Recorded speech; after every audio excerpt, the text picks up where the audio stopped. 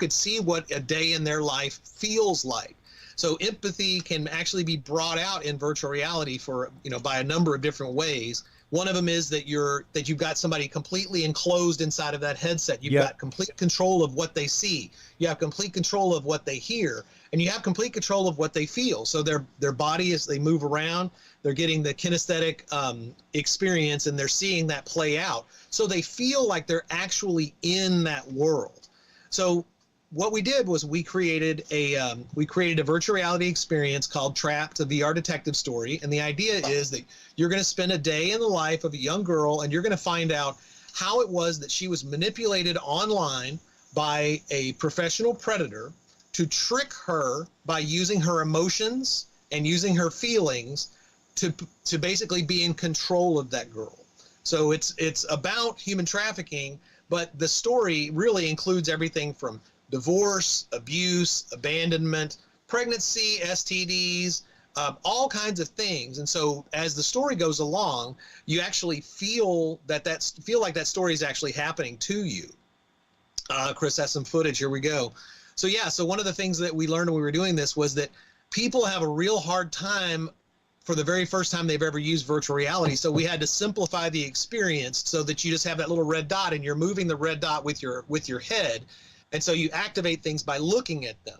And one of the other things that's really cool about VR is you can get a sense of experience and a sense of being somewhere. So what we did was we made sure the very first area that you go to is that outdoor area. So you see the suburbs, and you see the trees, and you see cars. And so it feels really cool because it's outdoors, and it's bright and sunny. Well, the thing about VR and the thing about telling a story is you want to take people on an emotional journey. So one of the very first things that we do is we want somebody to feel like they are caught in an area that they cannot leave. And so we put you inside of a small condominium where you are literally trapped. You can't leave. And she tells you the version of how or why all that stuff is the case. But I think that's pretty much that's the basics of it. But what we're trying to do is we're trying to put somebody in an emotional journey so they can actually feel like they will understand how this could happen to anyone through no fault of their own.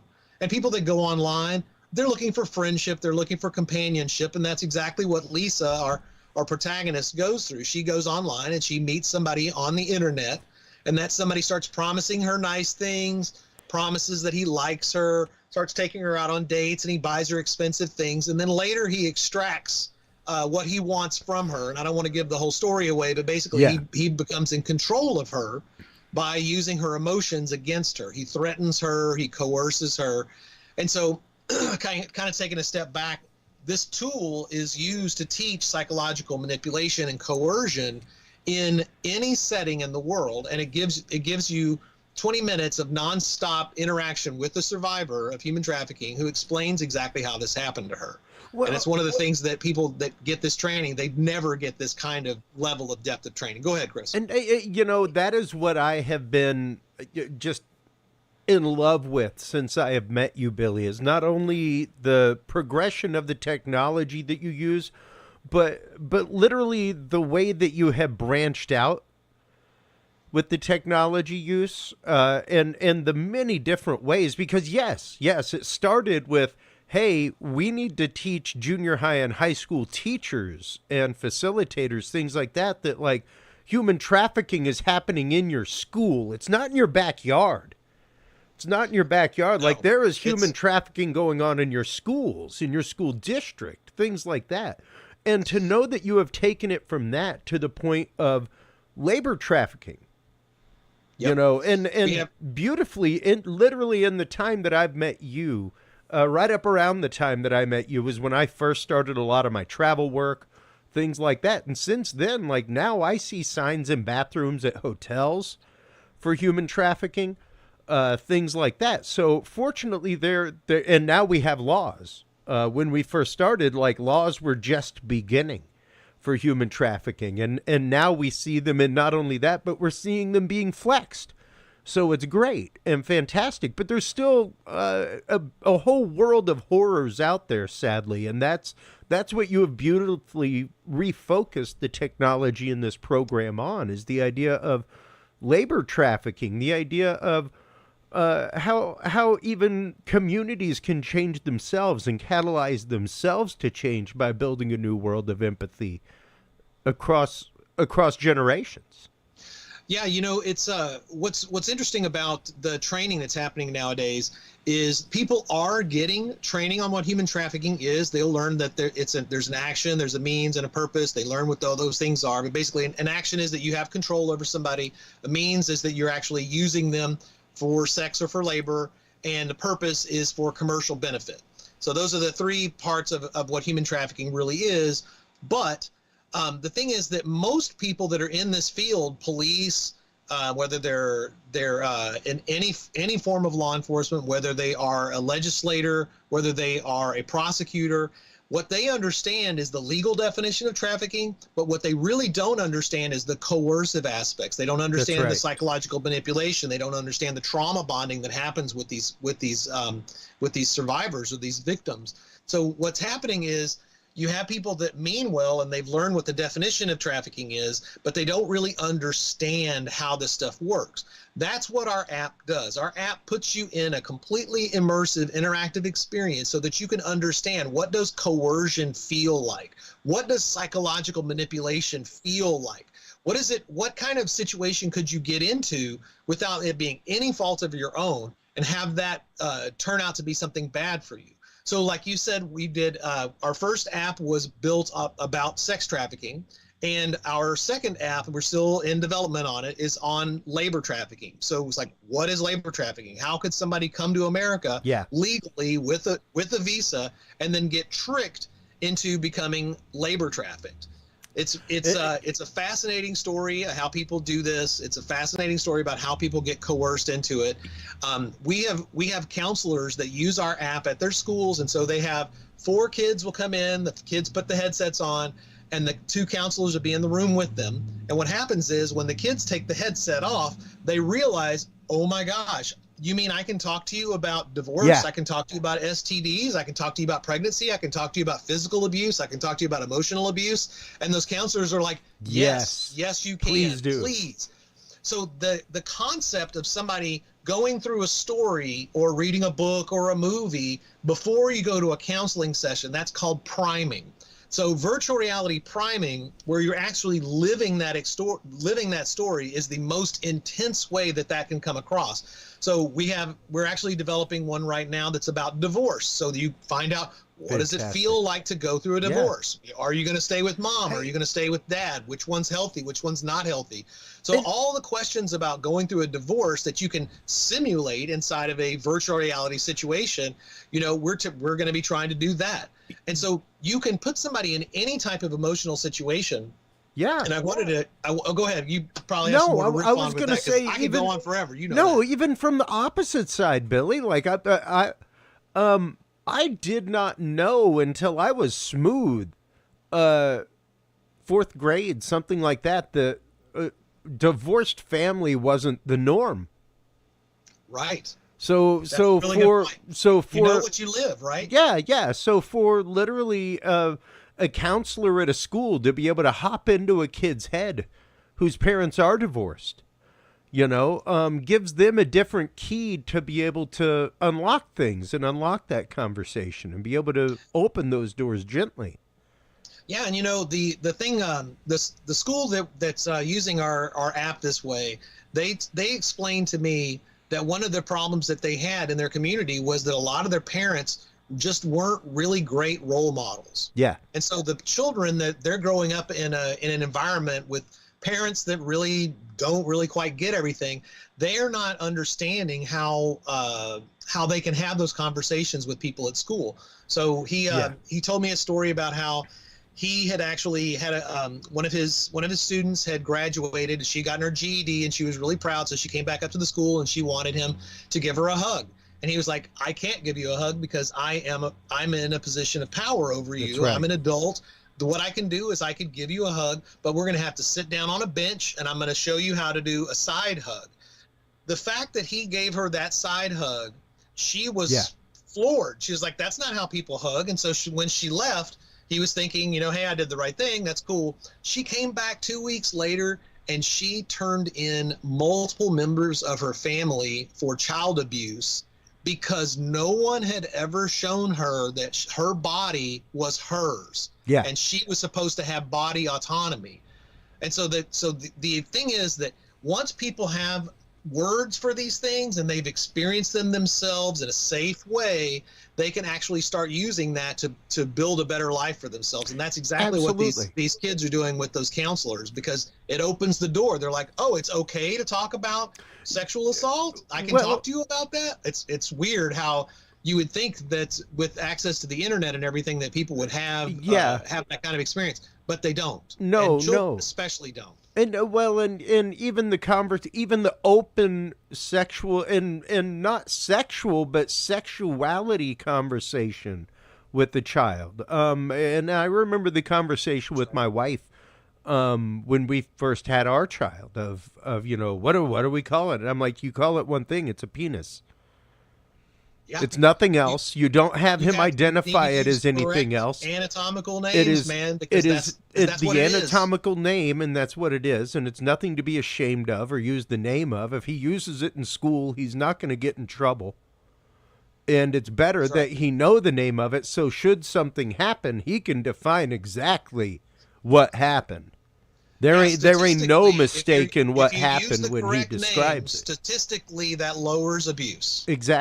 Exactly, because so, you need to teach your kids those names as soon as they have. Yeah. Because when somebody doesn't know that area is not just an area, there are significant parts of it. It's like they don't say they touched my leg, they touched my lap. They say no, they touched me in this exact place, and then something can be done about it. Well, precisely. Among other things, but it's also one of those, once again, you can't identify the problem until you're on a common ground. And we discuss this, even in the world of paranormal, we discuss this regularly on the show. Fantastic that you're over here talking about this and researching this.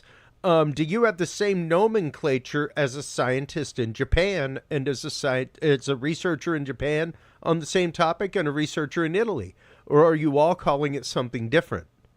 Because once you start calling it the same thing, the data's going to change. I wrote first I read an enormous, not just a research paper, but a doctoral paper on child sexual abuse materials and the terms that people are using for that in the laws across the world. And it turns out that they are not using the same definition. They're not using the same terms. And that is causing enormous problems of people trying to get help. Because it's like if you're performing a study in one country, you could be, if you use the correct terms, you could add to a study that happened in this country. But instead, nope, both of these countries are pulled back because they're not using the same terms.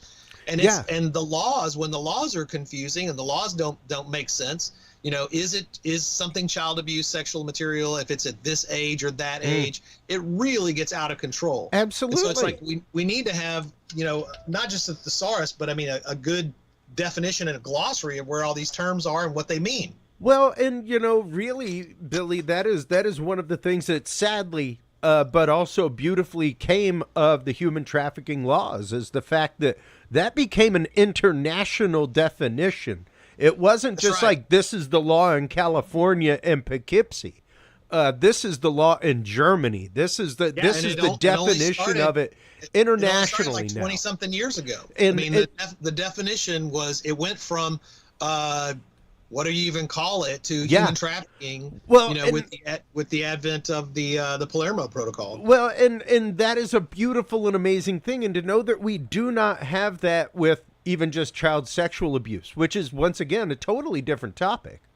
Right. And you wonder, folks, how do you get into that victim love mentality? And when you start looking at things like Stockholm syndrome, stuff like that, the fact that people eventually begin identifying with their captors, if you've ever horribly had any kind of physical abuse within your family and witnessed that even from a distance, where it's like, why don't they leave?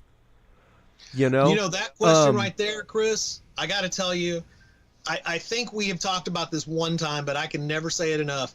My wife and I, we've been doing this now for 9 years, if you can believe it, since 2016. and we went to a very large coalition, a Central Texas coalition meeting, and we listened to a story of two girls who were being trafficked by an older man. And we listened to every single person that was along the value chain to try to help them, from the social workers to the people that were helping them get clothes to the federal prosecutor. Not a one of those people could answer the question, why don't they just leave? That's what they would keep asking that. We were like, well, they don't leave because this guy's coercing them. He has them psychologically manipulated. And nobody along that way had actually had any training that made them understand how this worked. And Jackie and I were sitting in the room with that box that's sitting behind you. We had that box sitting on the table, and we were just pointing at the box the entire time during the meeting. We're like, hey, this right here will teach you why they don't leave. That box right there, Chris, that box contains the answer to the question, why won't they leave? It was a beautiful day, the day that you showed up with this box, Billy. I got chills. Quite literally, because it was the fact of the message had hit a different level, you know, and a beautiful level where you could literally put it in people's hands, not mail them a computer, something like that. But even now, the fact that y'all have a new program out there, where it's like, go out and get it on Arbor XR, folks. That's right. If you have an Oculus Quest, if you have one of those, Quest 1, 2, like Chris is holding a Quest 1, if you have a Quest 2 or a Quest 3, you go to arborxr.com and get that program installed on there, and then write me an email, and I will send you a link, and we will get you set up with Trapped on your headset. Try it out for 30 days, absolutely for free, no obligation whatsoever, and you will be able to see exactly what kind of training tool we're talking about. And we are looking for people that have already been doing this kind of training, and you go into a room with a PowerPoint, and lo and behold, no one is really paying attention to a PowerPoint. Yeah. People are looking at their texts. They're embarrassed. They don't want to hear about sex. They don't want to listen to an adult. Kids don't listen to adults. Are you kidding me? They just don't. Kids love having a headset on that takes them to a different place. Nobody can see what they're looking at. Nobody can hear what it is that they're listening to. Mm-hmm. It's not embarrassing to them at all. Yep. It's not scary. It's not full of jump scares. It's just a story. Lisa tells you her story. That's all there is to it. It takes about 25 minutes to go through the whole thing, and you will understand how coercion works. You will understand how psychological manipulation works. You will understand how trauma bonding works in an interactive way that doesn't exist anywhere else on the planet. And I got something else to say about this. Please. Teaching people about this is traumatic. To get a room full of people to understand that you yourself may have lived experience, and you are trying to get across this message that, hey, this could happen to anybody. You got a room full of people that are sitting there going, it would never happen to me, never happen to my kids. My kids are too smart for that. I'm too smart for that. My grandparents are too smart for that kind of stuff. No, they're not. Anybody that's a human being that wants, just like everybody else, some attention and some affection are vulnerable. And that's what this thing teaches you. And it teaches it in 20 minutes. It's super easy. Once a kid takes that headset off, all of a sudden the person that's in the front of that room that's been trying to talk to them about it, they see them as an expert. They see them as somebody that they need to ask questions of. It changes the entire relationship of a trainer to have a room full of people take those headsets off. Yeah. It's unbelievable. I mean, like, we're talking about, we go to these shows. I mean, and that's just not just for children. This is for adults. This is for elderly. Exactly. We had an 85-year-old guy take a headset off, and the first thing he said, he goes, I was molested by my uncle when I was a child, and I've never told anybody. I need to go get some help. It helped him find a way to reconcile what happened to him as a kid and have him realize, oh my God, that wasn't my fault. And it wasn't just him. And it wasn't just him. You know? That's right. That there may have been others like him. We have families that come to events and they go through the experience, and they're like, I don't know who my kids' friends are. I don't know what my kids are doing online.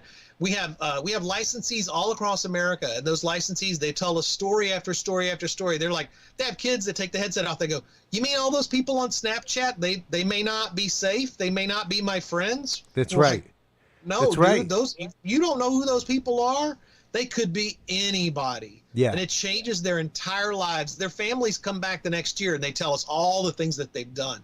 It's amazing. I could not be more proud of this product. I could not be more excited about this product. I want to make more products like this. What we need is somebody that wants to train with VR headsets. If you are somebody that wants to go out and you want to do training with VR headsets, reach out to me through reefcares.org. I will set you up. If you want to try this thing, find me. Go to Arbor XR. Call me on my phone. It's 512-521-8874. You can find me easy. I'm all over the place. I want to help you train your family. I want to help you train your community. I want to help you train your law enforcement. I want to help you train healthcare providers. 88% of victims report that they go to the hospital and go see emergency room people while they are being trafficked, and nobody asks them anything. Yeah. The people that work at the hospitals don't even know what coercion means. It seems unbelievable. I meet nurses, they finish their degree and they become a nurse, and the first time they hear about human trafficking is in their first annual re-up training, and they did a click through training on a website. Yeah. They are embarrassed. That's the ones that wind up coming to these coalition meetings. They're like, I'm in a coalition meeting because I've never even heard of trafficking, and I'm a nurse. Well, it's unbelievable. And once again, that's just trafficking. There is a whole world with which you can apply this. Trafficking is the bullseye of abuse, right? It's the bullseye of the abuse of, I don't know, what do you call it? Darts game, I suppose. Yeah. But it's like, we teach people, how does abuse happen? Exactly. How does abuse feel? It's like, how does it feel? And that's the thing that people don't understand, how it's important that you have an emotional avatar that you can actually feel this through. Yeah. And it doesn't have to just be about trafficking. It's about anything. No. I mean, like you may have elderly people in your family, and they may get an email thinking that they're going to be able to go put some money in to help a Nigerian prince, or somebody that they might be elderly and they start dating somebody. That person can get taken advantage of by those people. Absolutely. I have friends that have lost $50,000. That was one that I was just about to bring up. I remember all of a few years ago, my mom getting into something, and it almost happened where it was somebody saying that, hey, I'm with the Houston Police Department, looking for donations. And all that kind of stuff, and it was like, no. And then you got all the vocal stuff where they can clone your voice. They only need a few seconds of your voice, and then all of a sudden your mom's getting a phone call saying, "Hey, Chris is in jail. Here he is," and then it has your voice, and he says, "Hey, you need to send $3,000 to this guy that's got my phone right now." I got one, Billy, that literally, JL Carpenter, if you are having issues legally in Houston, Texas, you call jlcarpenterlaw.com, everybody. She is hands down one of the best criminal defense attorneys in Houston, Texas. She is a good friend of the show. She's been on the show numerous times, but I called her. Like, I've known her since high school, and I called her, and I was like, hey, if you have time, give me a call. Like, I got a phone call that got me to where I literally almost went to the location that they were talking about to pay them money, Billy. And what got me was the fact of like, I think that if I was part of a federal jury, I don't think they're going to come get me. That's not how they aren't going to like put a warrant out for my arrest if I miss jury duty, Number two, I think I'd have heard something if I was on a federal jury. I've had, but it was close enough that even my critical mind was like, I don't know about this, so I called my lawyer. And good for you for having the sense to do that. I've had friends that they've gotten phone calls, and it was like it was their mom actually. One mom got a phone call saying that her son was in jail, or that she got the call saying that her son was in jail, and then her son handed the phone over to the guy that was going to take the money. Yeah. She wound up wiring that guy a whole bunch of cash. Yeah. I've had friends that have had been called saying that their child had been kidnapped. Yeah. And so they actually walked into the room. They walked into their kid's room, and they're like, "I'm looking at my kid right here, so I'm pretty sure this is not my kid's voice." I mean, like the amount of stuff that technology can be done, the evil that can be done with technology is scary as hell, and people are not ready for it. I mean, you've got voice cloning, you've got LLMs, you've got chat bots, you've got Pegasus software that could be installed on your machine. They can scan through your social media. They can find out what your dog's name is. They can threaten. I mean, it's insane. Yep. Yeah. Parents don't realize what's happening when they give their little child a phone. I mean, having one of these things in your pocket doesn't mean that you have access to the internet. It means that the internet has access to you. That's and right. If you want to give your child or give the internet access to your kid, you go right ahead and you buy your kid a cell phone and you let that kid keep that cell phone 24 hours a day. You know, and you know my family, Billy. We're family. Yes, I do. You've been to my house numerous times to be on the show. We are about as close friend family as you can get. The only difference is you were a little far away to be on the child pickup list. Thank you so much. But you would have been. To pick him up. Had you been closer, you would have been. But here's the thing, like, you know, people tend to forget about these things. They tend not to think about these things. They tend to let them slip and slide by the wayside, and it's all too easy for us to lose our diligence on such things. I mean, hey, the only thing that clued into my mind that dude was utterly fake was I was like, you know what? This is getting really deep, really thick, really fast. Let my lawyer call you back, sir. What's your badge number? Yeah. Yeah. And he wouldn't give it to me. And I was like, it's going to be really hard for I'm pretty sure at this point, if you're telling me they're going to come to my house, I'm pretty sure I can lawyer up. Like right now, and tell you, no, you can talk to my lawyer today. So when she calls back, who does she need to talk to? But you know, it's funny that you say that, because I mean, you need to have something like ready to go, right? Yeah. So now first thing I'm going to say is, give me your badge number. I want you to talk to my lawyer. But like if you're in a situation where you think that is that really my kid on the phone? You need to have a safe word. That's right. I mean, it's like if I say banana, you need to say Volkswagen. It's like you really need to know, is that really my family member there? That's something right. that they couldn't possibly guess through any other way. Because I mean, the strength and the power of these LLMs, the strength and the power of these vocal programs, these cloning programs are scary. I mean, like there are people now that are being, and I know we talked about this a little bit before we got started, but what's happening is there are people that are being tricked into what they call sextortion, which is where you get somebody to trick them into sending a nude picture of themselves, and then what they do is that they use that as blackmail to get them to do something. So now there are apps that people are using, and those apps communicate back and forth with you, and they may send a nude to you or a partial nude, and what they're trying to do is they're trying to trick you into sending a full nude with your face and your genitalia, and once they have that, then they blackmail you. Well, and years ago, and I need to have him back on. We used to have a former Secret Service agent on who ran the UT Center for Identity. He now works with the governor's office, doing all kinds of stuff. Arsham McCleskey, amazing guy. He worked in the world of fraud in the Secret Service, and we had the conversation. This was back when I met you, bud. Of at what point will we start seeing lawsuits from children, the same way that our generation saw the emancipation lawsuits, from child stars and things like that, where it was like, mom and dad are still handling my money and I'm 20 years old. Mom and dad are reading my mail and I'm 16, things like that. those were the emancipation lawsuits we heard about, but it won't be long before we start hearing about emancipation lawsuits where it's like, mom and dad gave away my biometric data.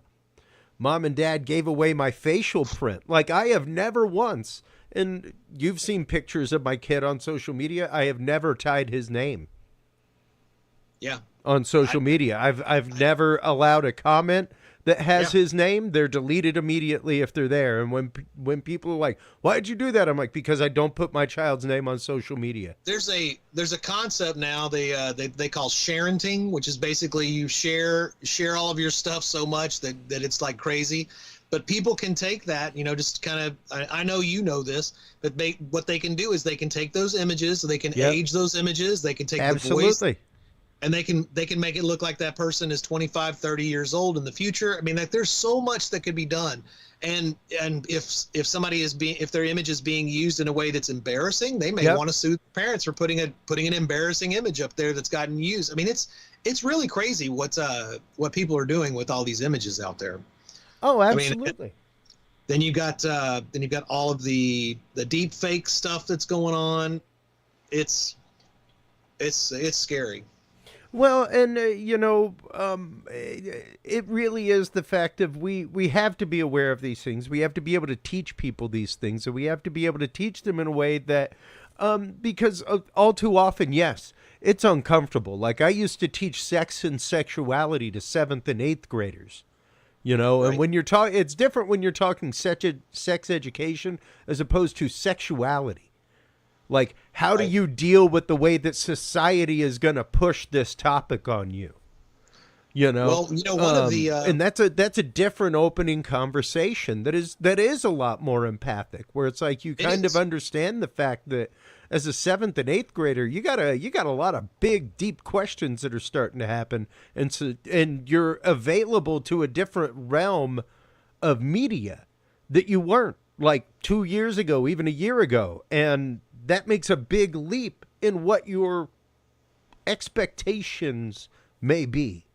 Well, one of the things that you can do to help your kids navigate all this stuff is you can actually tell your child that I am going to love you no matter what. I don't care if there are nude pictures of you on the internet. I am not going to think you're stupid. I'm not going to put you down.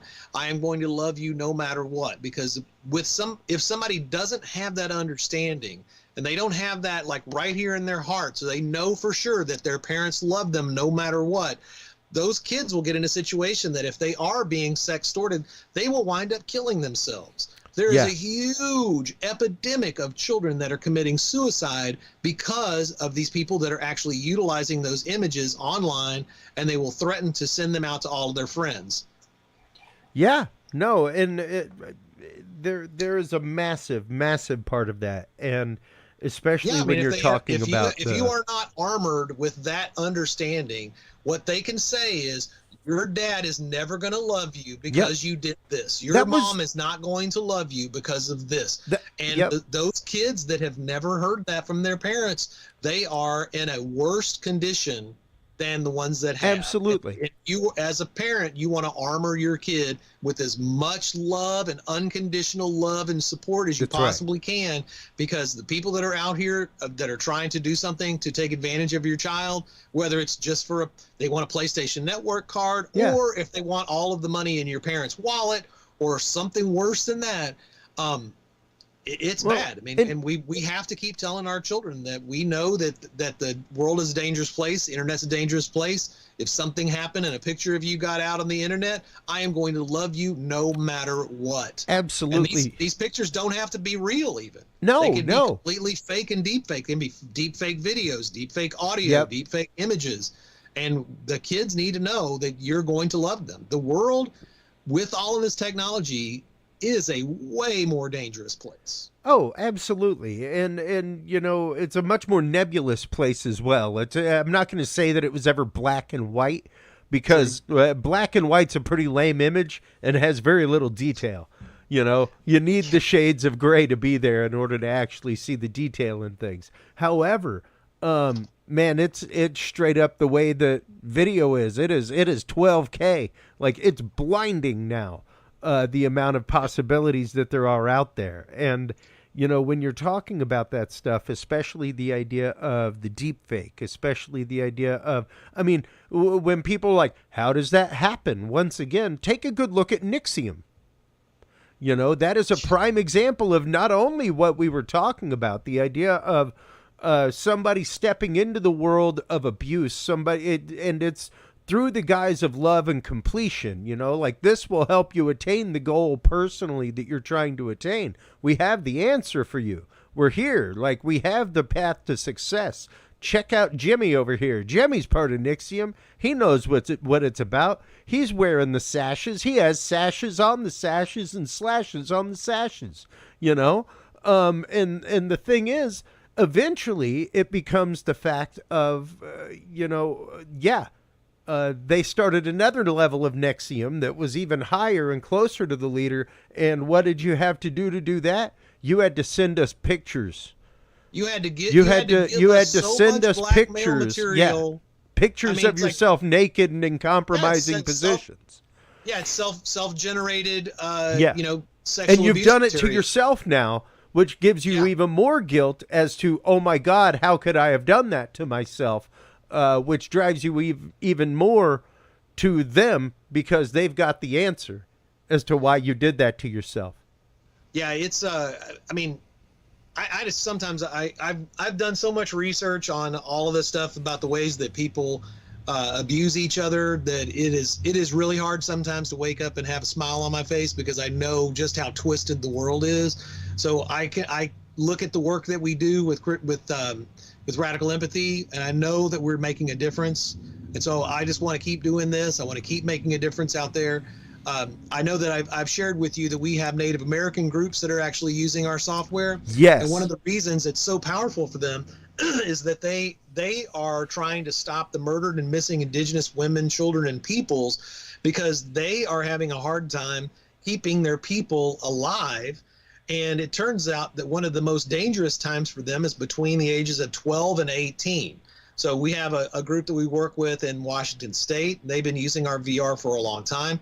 So we've been discussing with them making a specifically targeted Native American virtual reality application.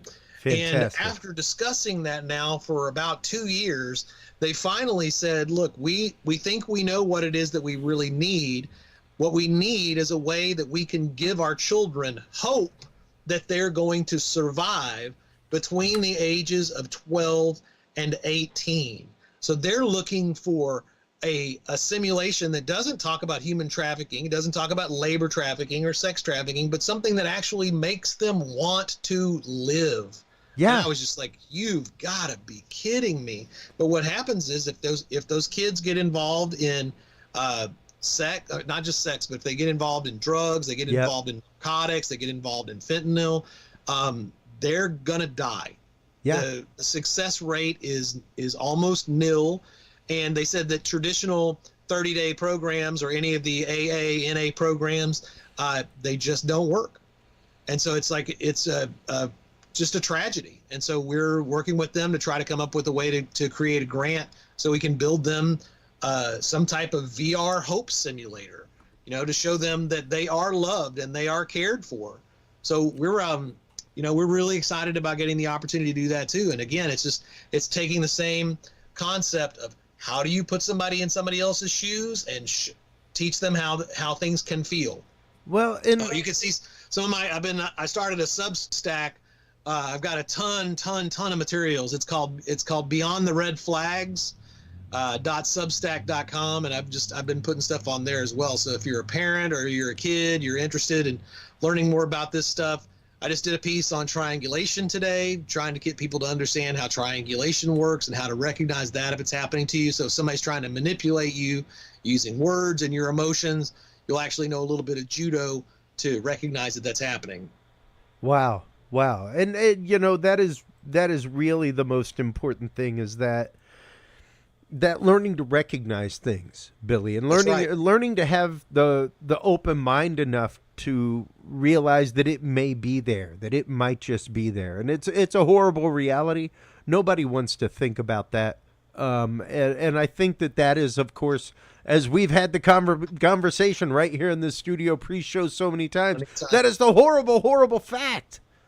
Yeah. is that nobody wants to acknowledge this because nobody wants to say that these horrors are there. It's kind of like I've reassured my wife and a few other people. Yes, there are horrible things in the news, according to differing political views, things like that. But make no mistake, all this has done is peel back the fact for you folks that this is the exact same percentile of crazy that there's ever been. All right. Yeah. The only difference is you are more connected now. You're more connected. You're more connected than you were in 1990.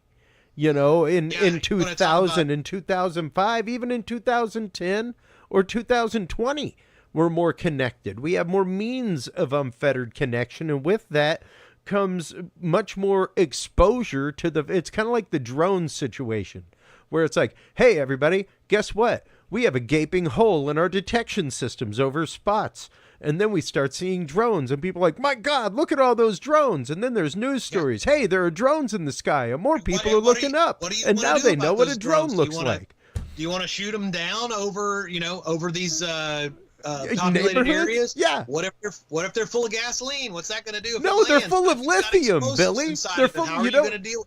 You don't need gasoline. They're full of lithium. You can't even put that out. Cannot put that. That's right. You can't put that out.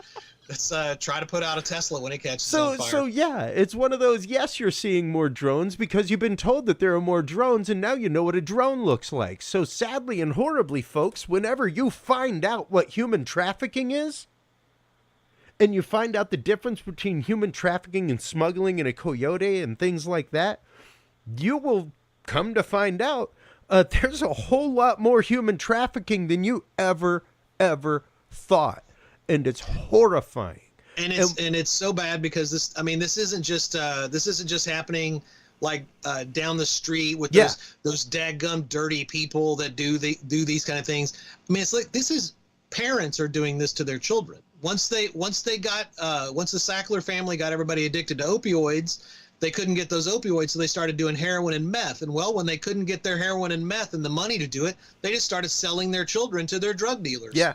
So they're trafficking their children constantly all across America. Well, and it's crazy what's really happening. Beyond that, even the idea of, once again, it doesn't have to be human trafficking. You could talk labor trafficking, and you don't have to talk about people in the back of a warehouse or something like that. You can talk about it straight up in your local graphic arts department, folks. You could talk it straight up in your local corporation that is not paying. Here's the thing: I'm an intern and I'm doing free work. If you are not getting, that's illegal, dude. You cannot do that. If they are not accredited with your university and you are not getting actual credit for a class, pass, fail, or credits toward a degree or class or training or certification at your school, they call it an apprenticeship. Yeah, so that is that. Nope. You need to be working under an apprenticeship. Nope. Not an internship. An internship is illegal and it is labor trafficking. Apprenticeship that's legal, there's tons of paperwork. And even then, it should be slightly paid. You should be compensated by something. Yeah, you should be compensated for an apprenticeship too. You don't get to do free work. That's right. That's right. Even if you go in as an apprentice plumber, you are getting a rate to be there for the day. It may not be the same as a journeyman or something like that. Same as an apprentice electrician. You'll be getting paid the $9 an hour wage, but you'll be getting paid, and you'll also be getting knowledge to further yourself in the industry. Yeah, but if you aren't getting paid, I can tell you that let your red flags fly up, kids.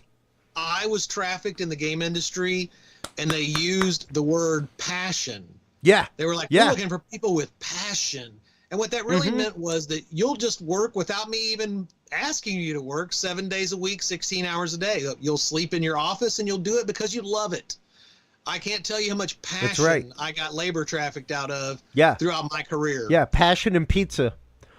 Passion, pizza, and some Pepsi or whatever. Yeah. Let's keep the P's going. The 3 P's. It was absolutely ridiculous. And people do that constantly. There's people still in the game industry. They don't want to hire you unless they feel like you have passion. Absolutely. And I'm like, Put that in a box, man. What does that passion mean? That passion means that you can take advantage of me. That means I'm gonna bust hump no matter what the pay is. I'm gonna blacklist you in the industry if you don't do all this stuff. I mean, like the number of people that have been trafficked in the video game industry, the music industry, the movie industry, the animation industry, it goes on. And Absolutely. You can't say anything because guess what? You'll never work in the industry again. That's right. And that's quite literally what the did is up against right now. And he may not have enough lotion to slide out of it, Billy. Is the horrible fact of, despite anything that may have happened with minors, and I'm not laughing about things happening with minors. The did? The Diddy. Diddy. Oh, Diddy. I love the fact that your wife knows more about that than you. Thank you so much. I appreciate that, dude. But quite literally, it's the fact that he made promises to people about records. Tate's on camera constantly telling you exactly how he traffics women, that he traffics them, and this guy runs free and he's on television and people are promoting him. I'm like going, this guy is a human trafficker. He basically, I could be putting the action, means, purpose on screen when he says them. He's like, this is exactly how I traffic these girls. And I'm like, what the hell is going on? And of course, how many people from Epstein's list have gone to jail or even gone to court? Nothing. You don't hear any of that stuff. Look at all the farmers right now that are without workers in their fields because they're afraid they're going to get deported. Do you think those people have their papers? I mean, it's embarrassing. This entire country, in fact, the entire world economy is essentially built on labor trafficking. You know, if you have a battery in anything that you own that is recycled, it has cobalt inside of it. And if you would like to do any research at all, just go right ahead and you just type in cobalt and then add the phrase artisanal mining to it. Artisanal mining means that children pick the cobalt out of the ground with their hands. This radioactive, cancer-causing material that's in everybody's everything, so we're all involved. It's pretty Temple of Doom status. It really is. You know, just the idea. Same thing. Feel free to feel. I mean, we're all guilty, folks. We're all holding lithium in our hands every single day. Most of that does not come via an ethical means, either through strip mining or through use of local. From that's in my clothing? I don't, and you know why I don't? Because they take all the cotton that's picked by slaves and they mix it in with all the rest of the cotton, and they are laundering the cotton essentially before it gets to us. They do the same thing with the cobalt. They do the same thing with everything else. Who do you think is doing a lot of the food production? Where do you think McDonald's clothing comes from in America? Where do you think Starbucks uniforms come from? That stuff is made in American prisons. There's entire websites that show you exactly how many companies are utilizing American prison labor. And that's labor trafficking, bros and gals. Everywhere you look. America and our world economy is built on labor trafficking. Sorry, it just is. And the media scares you with the term human trafficking, so you don't even know what it means. They won't explain what the hell it means on television. Anyway, what I'm saying, though, is we got a tool that will teach you how to avoid abuse and to recognize it happening to you. It's ready now. It works flawlessly. Contact me at reefcares.org. I will sort you out. We will get you set up so you can have your Oculus Quest running our game, Trapped, a VR detective story, and you can train as many people as you want so that you can get your entire community, all your staff, your legislators, your law enforcement, you name it, we'll get them taught. We teach bankers, we teach children, we teach elderly, we teach everywhere in the United States. We want to teach your staff, we want to teach your students, we want to teach your family how to recognize abuse so they know that they are being tricked, so they can get help. Well, and so that they can learn to identify somebody that may need help. You know, that's really the biggest thing.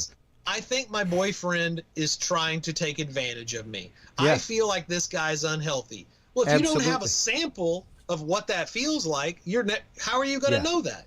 Yeah. And that's what we're finding, is that a lot of children just don't have anybody modeling this behavior so they can actually understand what it is that's happening. Well, and that's just it. You know, these are all uncomfortable. I don't think I've ever had a fully comfortable evening of conversation with you, Billy Joe Cain, whenever we've been on air. Because and I haven't even said anything. love you, lady. That's right. But in all sincerity, because we get into these deep, hard topics, man, and we get into this, and it's not pretty, and it's the seedy underbelly of humanity. No, and if the thing is, it's terrible. I've written so many blogs on this. I've read so many blogs. I've gone to so many classes on this stuff. I know that I have been psychologically injured because vicarious trauma in your brain is extremely real. Absolutely. So, I mean, I've heard these stories and my brain feels like they happened to me. So I can rattle off story after story. That's because you're empathetic. That's because you're empathetic, Billy. And that's the thing. That's the beauty of not only reefcares.org, but of your software and of the training that VR helps to provide, is that it helps you understand what the other person is feeling. And at that point, you don't have to have the uncomfortable conversation. They don't have to have the uncomfortable conversation. You can learn by their body language. You can learn by things that they're saying and by the way that they approach situations. Teachers avoid that trauma. Exactly. So a teacher that is utilizing this in a classroom, they are not having to suffer through this trauma themselves. Well, that is one of, honestly, even whenever we talk to UAPPD, man, that is a group of, and I should hook you up with them for their stuff, because that is a group that deals with experiencers that are first responders to scenes where people have had paranormal experiences and that kind of stuff. And how do you use your skills as a detective and as an actual police officer to ask these non-confrontational questions to open a point of investigation? How do you as somebody ask non-confrontational questions that doesn't shut an abuse victim down, but rather opens them up? De-escalation and understanding abuse and trauma responses, those are huge, and you have to have that as a first responder. You've got to be ready for anything. Exactly. And to be able to teach that kind of empathy, to be able to get people, even teachers, to understand how to ask these questions without literally an emotional slap to the face of asking the direct question, that kind of stuff, because it's hard. I know you've had many life experiences, and I've had some friends that have been policemen, and some of them had stayed in for a long time, and they were able to handle a lot of abuse and trauma that they saw, and some stayed in longer than they should have. And I've had friends that they were like, I went to my second car accident and I'm done. I cannot do this. Just can't take it. Absolutely. So it's like, I mean, we have to find ways to help people deal with this trauma, and we got to get them safe ways that they can learn about it. And one of those ways to do it is to build a VR experience that is not going to hurt them, and it's going to include all of the learning objectives that it is that they need to actually walk away from. And that's part of the trick of designing these experiences, is sitting down with somebody and saying, what are the things that somebody needs to walk away from this experience remembering and learning, and what are the things that are myths that we need to dispel? And we can do that for any experience. We can do it for any emotion. We can do it for any situation. We're prepared right now to build any type of VR app that anybody wants. So if somebody out there is looking for something like that, they want some type of training, we can put it together. We work with you for months to make sure that we understand what those learning objectives are. We build a script that works around those things, that we build the models for everything, put it together, and put you in the shoes of somebody so you can actually learn that stuff. Billy, let's talk privately this week. All right, that sounds good. Something beyond what I mentioned at the beginning, that's much larger. So yeah, let's definitely chat. I always get the tingles whenever we talk, because there are so many amazing applications to this. Well, Billy, we can do it because you've seen it. You see what happens to people at conferences. You've see what happens to people in your family that go through these things. They get it. Absolutely. You put them in a situation, their brain thinks it's real. Yeah. It's an experience just like it really happened to them, and they remember it just like it really happened. That's right. That's right. And it's amazing what you have done over the last time that I have known you. And God, it has to have been a decade now, almost. It is. It'll be a decade. I'd have to look it. I'd have to look it up when we started. Yeah. So, wow, and to see the exciting places that you've come and the changes that you've made and the huge strides of building communities around this and helping communities with this. It's so beautiful, and I'm always excited to hear where you guys are taking it. Let everybody know where they can go to. Where they can go. Check out, you want to see our stuff, go to reefcares.org. That is short for Radical Empathy Education Foundation. CARES, REEFCARES, right there where he's highlighting it. Go to reefcares.org. That's where you can find everything. If you want to take a look at our blog, it is beyondtheredflags.substack. I don't know if you're going to find it on there. Yeah, I haven't updated it with a new one, but that's where you can go read all this stuff. Yeah, that's one of the new ones. See where it says Beyond the Red Flags? That's it. That's the newest one that I put up there just a little while ago. But that's our new Substack, man, and I love it. Jackie and I have been writing some stuff on that. We have been doing so much research on all kinds of abuse, all kinds of abuse prevention. It doesn't have to be all about trafficking. We're trying to teach people about any kind of abuse, family abuse, psychological abuse, somebody just trying to trick you out of your money, trying to trick elderly people out of their money. People need to know that that unfortunately the world is not the safest place, and we're here to try to help. That's right. Absolutely. And we are here to help you. Shout it from the mountaintops as always, my man, because it is a beautiful, beautiful mission that you have, and we have made it one of our missions here to try and stop these horrors from happening in the world and to try and build empathy across communities, man, because we have sadly lost that light in a lot of means of our society. So thank you for helping build those bridges, and we are always here to support you and help you in any way we can, brother. Thank you so much. Absolutely. Thank you so much for your time tonight, my friend. Take care. Love to the family, and Godspeed and everything as always. I will be in touch about that project. We'll talk to you soon. Absolutely. Bye, take care, man. Visit us. All right.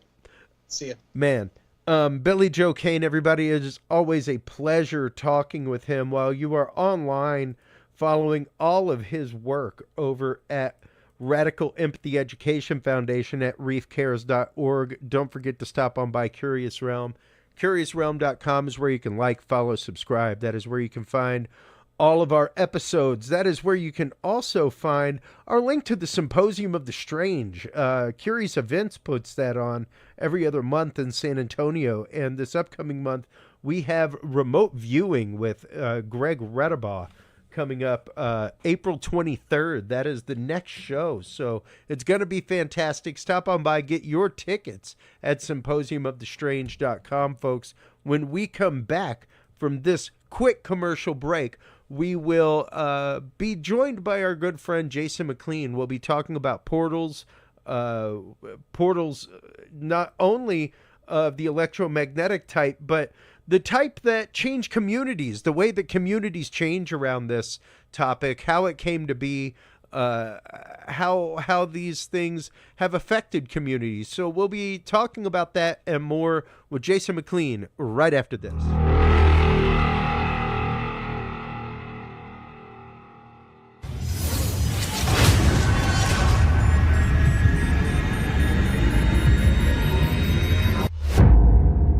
The key to good science is good research. At the heart of good research is a good data set. With the field observation and encounter log from Curious Research, you can easily keep track of your investigative information all in one place, making it easier to review cases and readily see comparisons and contrasts between them. Whether out in the woods squatching, in a back room gathering EVPs, or using high-tech gear to track UFO, UAP activity, this easy-to-carry, pocket-sized scientific data log is the perfect companion for any field researcher. You can find your copy of the Curious Research Field Observation and Encounter Log at Amazon.com or visit the official Curious Realm store at curiousrealm.com/store to reserve your copy for yourself, your family, or a mind that you want to open. That website again is curiousrealm.com/store.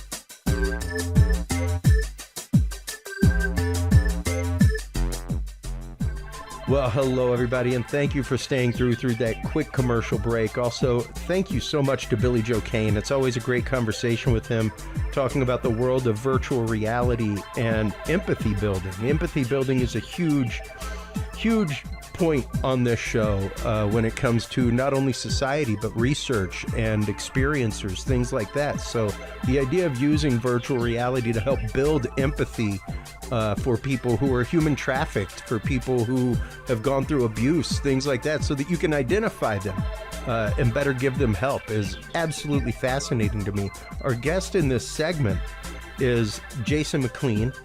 He is been around for years. He is the author of Metroplex Monsters, a book on cryptids in the Metroplex area of Dallas-Fort Worth.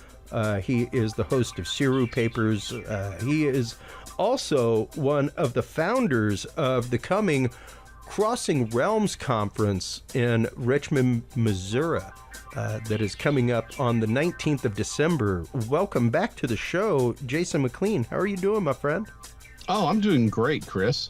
Fantastic. It's been a while since we've had you on. I remember the last time we had you on, we were live on location. You're always great to chat with there. And when we chatted with you last, we were talking about paranormal. We were talking about the way that paranormal is researched, and the idea. We always have great conversations with you about the idea of the Kleenex bin of paranormal, and the idea that, unfortunately, so many capital R scientific researchers stray away from these topics because of the catch-all Kleenex bin aspect. The idea that there's science likes to categorize and describe things, and there's 1,000 different products out there called facial tissue with different structures, different plies, things like that. That's what science is about. But if you just call it Kleenex, they may just walk away because there's no differentiation there amongst what kind of Kleenex. Even amongst the brand Kleenex, there's different kinds. So, how do you define these things? How do we build that language? And how do we really get to a point where internationally these things are communicable? Because it gets hard. It gets hard when you're talking about a literally a different language. Are we speaking the same thing, and are we speaking the same thing scientifically? And that brings us to our topic for tonight, which is paranormal portals and the paranormal, and even the idea of portal.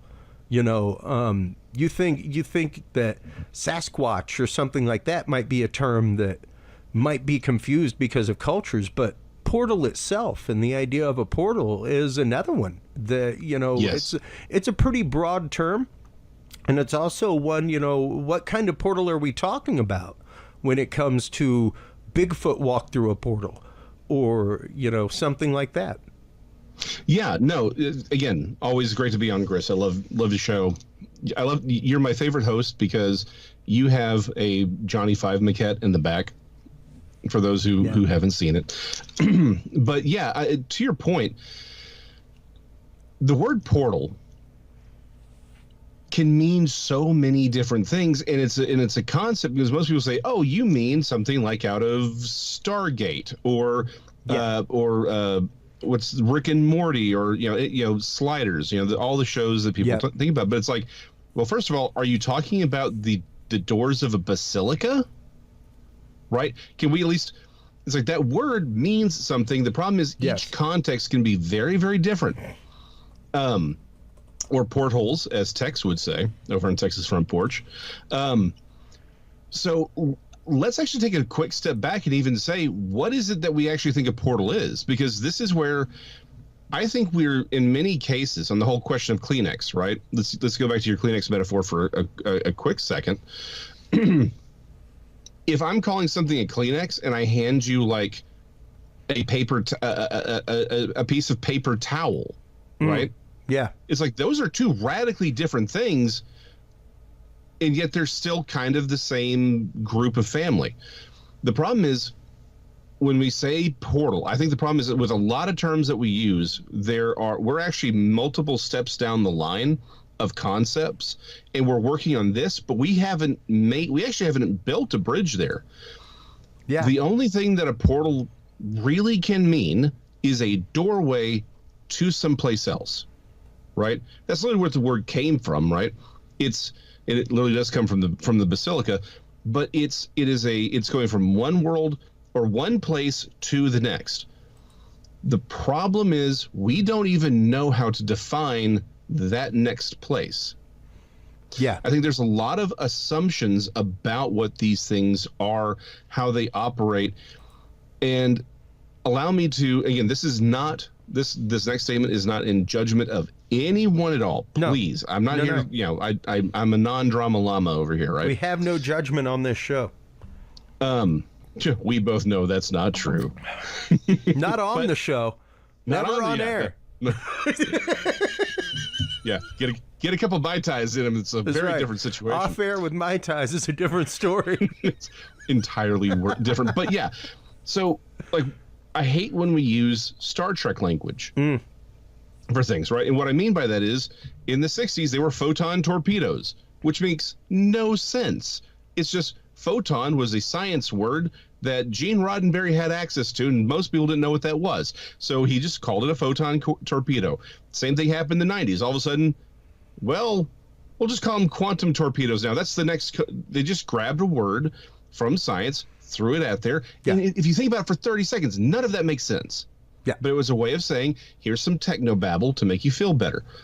There's amazing things going on with quantum science right now. All that's, quantum physics. It's amazing work.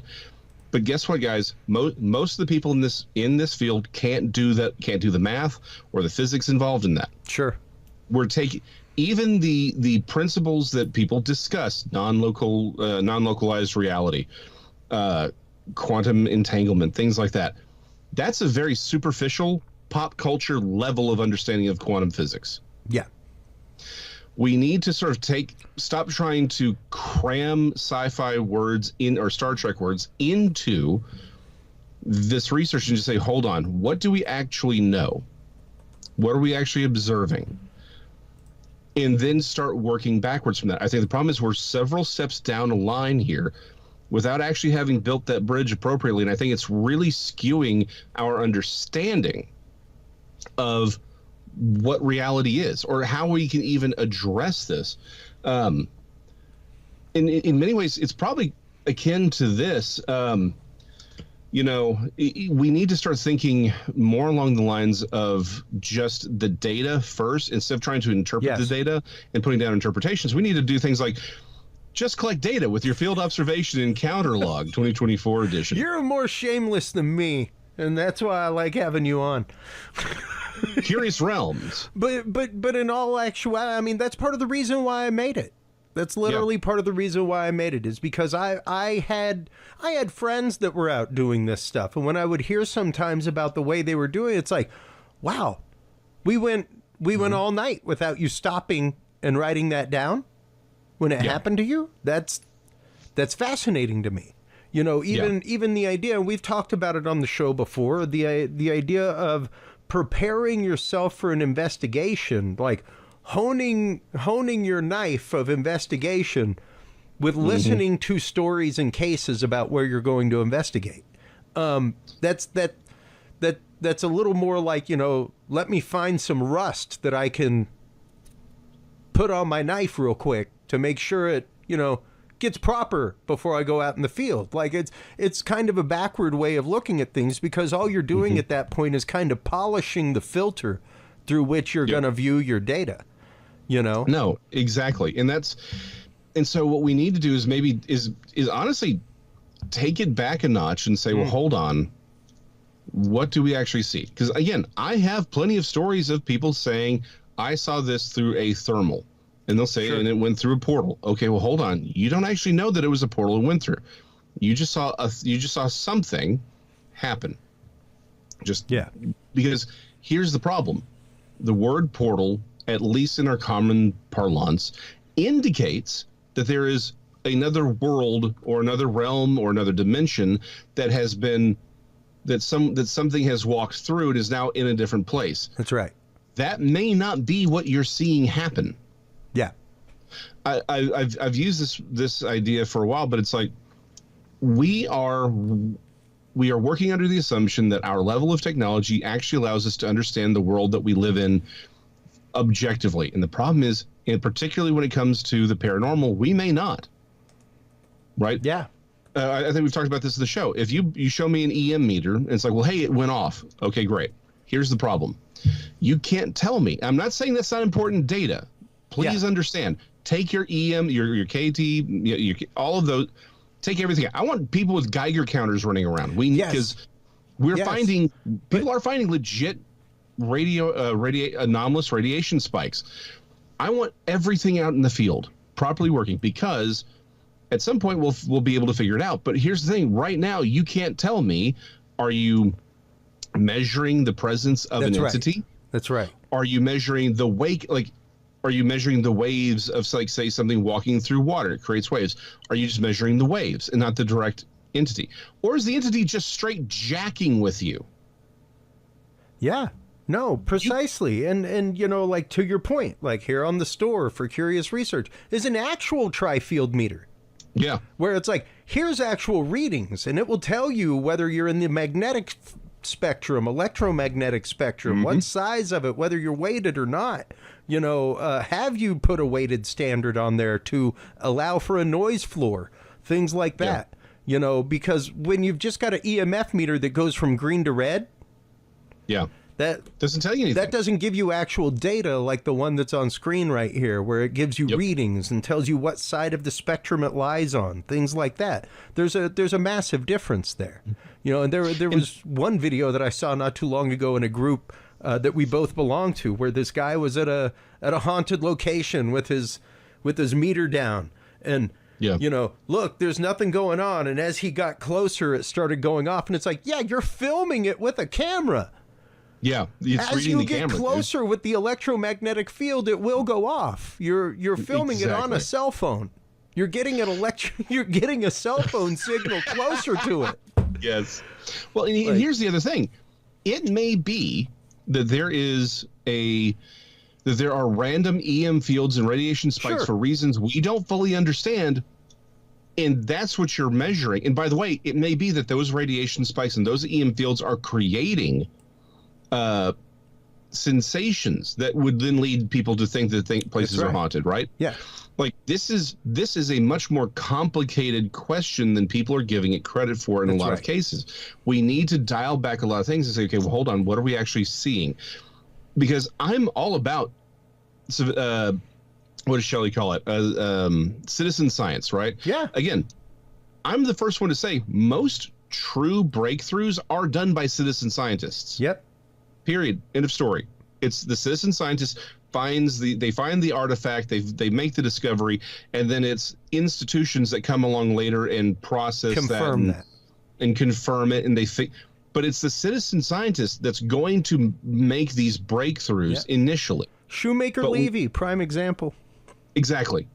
Yeah. So we do need to do better work, and we need to have these understandings. And so when it comes to portals specifically, it's like, guys, you're making an assumption as to what that thing actually is that you're seeing through it, because what if reality isn't the way we think it is? Yeah.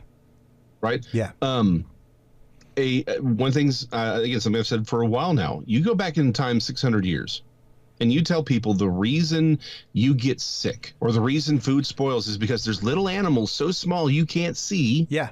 Floating in your water. Yeah. They had no concept. There was no concept of things too small to see. Yeah. Because the microscope hadn't been developed yet. We may be waiting for the development of some technology that allows us to go, oh, holy crap. Reality is entirely different from what we thought it is. That's right. That's in right. which case, that may not be a portal per se. It may be something else entirely that's not necessarily on the table yet. Well, and, absolutely. Absolutely to that. And one of the things that I've brought up pretty regularly lately that you and I have talked about is that concept of specifically Bigfoot and portal, things like that.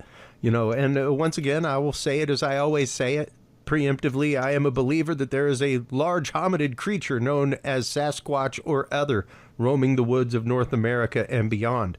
However, I believe that there is also something else.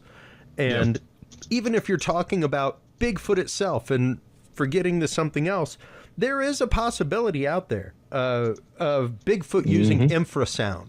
The idea of infrasound being used the same way that elephants use infrasound, whales use infrasound, things like that. You can't hear an elephant's call that's infrasound, but an elephant can hear it 10 miles away. Exactly. Lions talk through infrasound as they hunt, things like that. And when you start considering that, when you could start considering the fact that, yes, our human hearing hears from 20 hertz to 20,000 hertz, but there's a magical frequency 1 hertz below that, 19 hertz, known as the, quote, paranormal frequency to people who make binaural beat music, therapy music. It's normally one that you try to avoid because it gives you the feeling that something is in the room with you, watching you. The eyes are on you, that you are not alone. It is also it's a frequency of fear, normally overwhelms you with fear, things like that. But it's also the frequency at which the water in your eye begins to vibrate and distortions begin to happen. Optical illusions begin to happen. And, once again, it's only 1 hertz below where we hear. So it's not like it'd be incredibly hard. And it's a great example of how your body picks up frequencies that you do not hear or see. And a fascinating one to me that ties into that I just posted because the article literally just came out like a month or so ago out of Live Science was the actual shape of a photon. Was photographed for the first time ever. And when you look at it, not only is it oddly very reminiscent of the way things look from the inside of your eye, but it's also very reminiscent of a portal.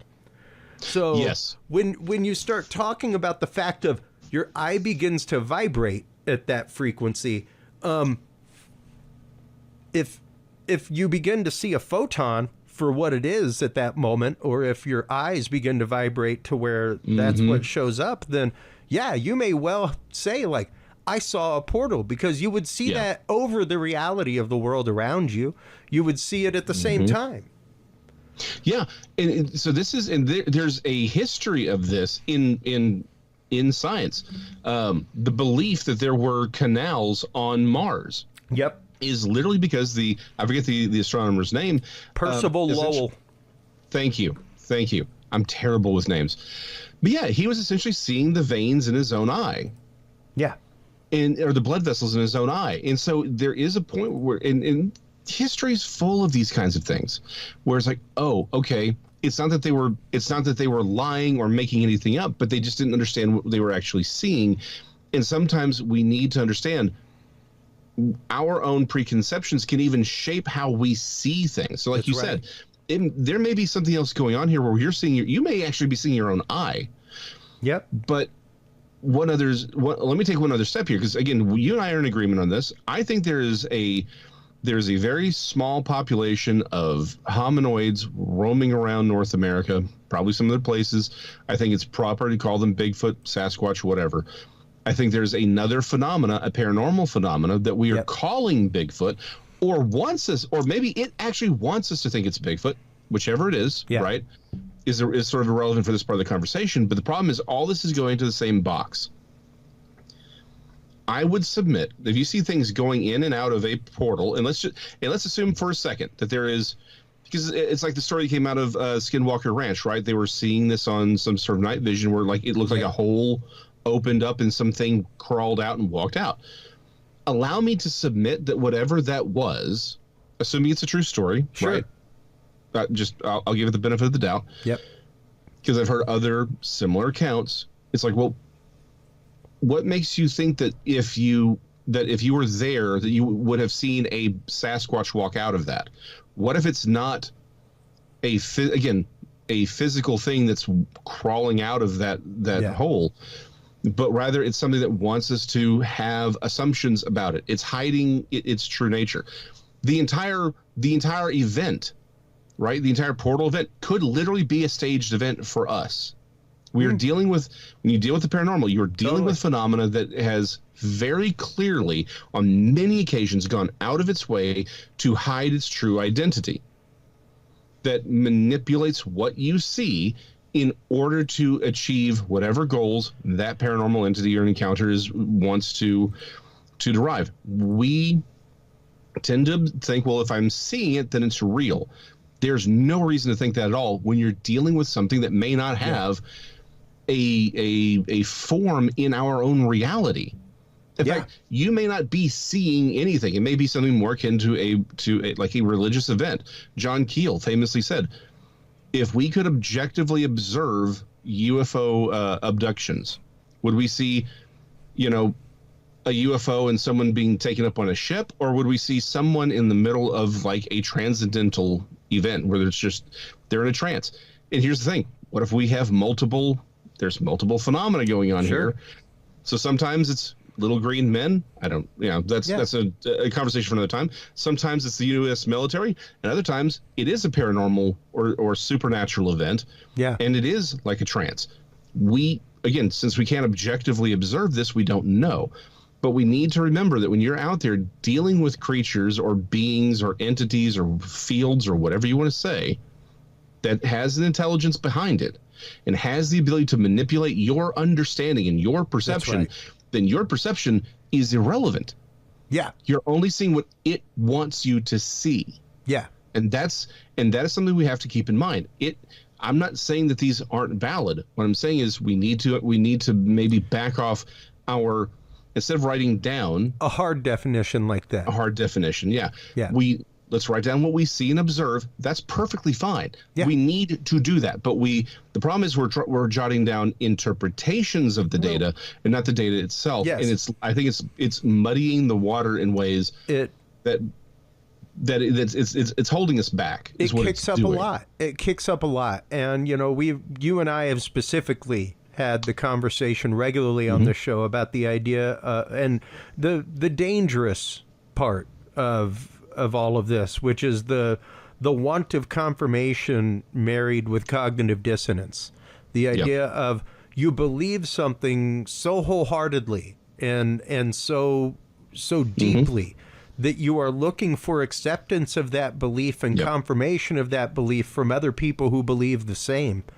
And that when presented, this is the cognitive dissonance part, folks, when presented evidence to the contrary and data to the contrary, you refuse to take it into your data set. And that's where things get dangerous. That's where, you get into, no, it's not drones, it's something else. And it's like, okay, but it's pretty explainable as drones. Yeah. And that's just it. Like even with the plane crash and helicopter crash that happened recently. Like we just talked with Mike Turber. Literally the reason we had Mike Turber on the show was to talk about that and the drones and the idea of chasing the tail of a story without waiting for facts to come in and how dangerous that is. How dangerous that is, because even as a major news corporation, it means you are not waiting for the facts to come in. You're trying to create a narrative that creates clicks, that brings people to you so that you sell more ad space or what have you. And the problem is that's not actually news. That's not actually news. That's like pseudo nonfiction. It's propaganda. It's not quite fiction. Is what it is. It's not quite fiction. But yeah, it is definitely on ends a form of propaganda, because you are using facts the way you see fit and cherry picking them so that things fit your dialogue. And the problem is when you've come up with a dialogue within 2 hours of an incident happening, there is no way that you have any room for truth tomorrow when facts come out. All you can do is change your story to match the facts at hand. Yes. I have said for years, the first 24 to 48 hours of any story is always wrong. Yeah. Always wrong. Yeah. And the simple fact of the matter is, let's just say to everyone has a story where there is something that happened and you were there, and you hear somebody else who wasn't there talk about it later, and you're like, that didn't happen, I was there. And that person is convinced that they know the truth of what they're talking about. Yeah. And you're like, well, I was there. And I've had people say, no, you weren't. I was there. Like, what are you talking about? Right? This is a problem across all fields all the time.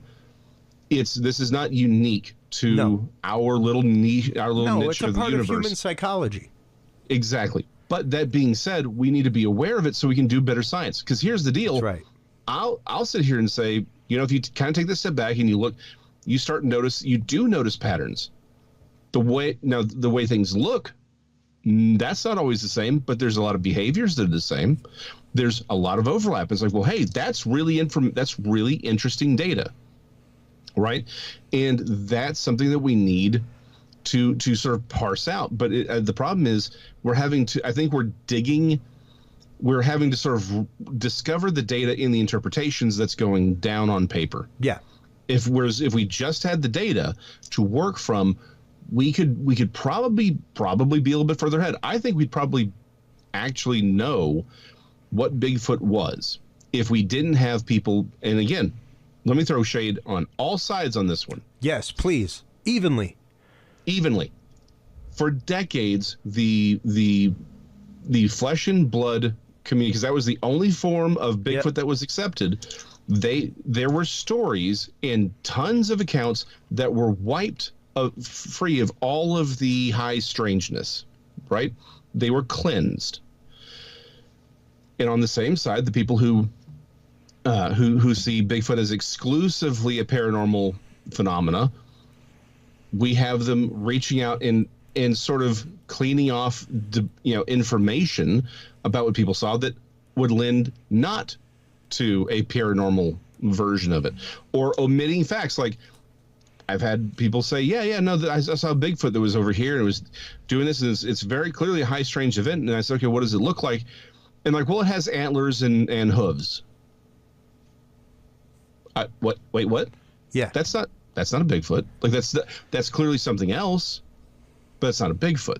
Yeah. Right. And so it's you start having, I went out Bigfoot hunting, right? And I just didn't see anything, but I came home and it's knocking on my door and running away. Right. Like, we have to be able to say, well, hold on, let's look at what the data is. And you know what? If someone's got a Bigfoot story and there's elements of high strangeness, we need that information in there, because it may not be Bigfoot. Yeah. Now, let me now sort of counter my own interpretation of the data. It may be like Dr. Bertram talks about. It may be that Bigfoot is a paranormal entity, but when it becomes physical, it also becomes organic. Sure. Right? Sure. Because I think we tend to think that if something's paranormal and becomes physical, it's like a light hologram from Star Trek or something. Yeah. It may be that it just actually becomes flesh and blood. It becomes organic, and then when it stops being organic, it goes back to being supernatural. So that could explain the data both ways, right? Easily. But the thing is, we don't know which way we're dealing with on this, because we don't even know what events are actually paranormal and what events are actually physical, because the data has been scrubbed on both sides. It's been cherry picked on both sides. And we've lost 40 freaking years, probably 60 years at this point, of data. Yeah. And we're having to kind of take a step back. Again, it's been a little while. It's been a few years since I wrote that book. Looking back, there are stories that that felt supernatural. But I'm like, well, but the place, the location, the stories are consistent with a Bigfoot, with what I knew of Bigfoot at the time. And it's like, well, now looking back, I'm like, maybe that wasn't. Yes, it may be in the same area as people who've seen what would clearly be a physical being, but some of these stories don't fit. Yeah. Right. And one of the things I even discussed in the book is, like, the Goat Man of White Rock Lake. You move far enough away from the lake, the thing loses its Goat Man-esque appearance. So we may, again, back to the previous comment. Hey, this stuff doesn't always look the same to everyone. It is it's either deliberately manipulating its form, or our assumptions about it manipulate its form. Well, right? and even our cultural assumptions Understanding, yeah, change it. And a prime example of that, we just had Ryan Edwards on talking about Gugwe, and as that came up, Wendigo came up. And when you look at traditional description of Wendigo and what causes Wendigo, things like that, yes, it is not a deer-shaped thing with antlers. Nope. That is, it is not what has happened to it. And when you talk about the Anglicization of things as Anglos move into the area, as other settlers move into the area, it's one of those that even whenever you're talking Sasquatch, even whenever you're talking Dogman, even whenever you're talking Gugwe, those are all originally really native things that Anglo has now come into and kind of changed a bit. You look at stuff like creepypasta, Slender Man, the Rake, that kind of stuff that were fully there and only there, and now suddenly they're everywhere and there are sightings.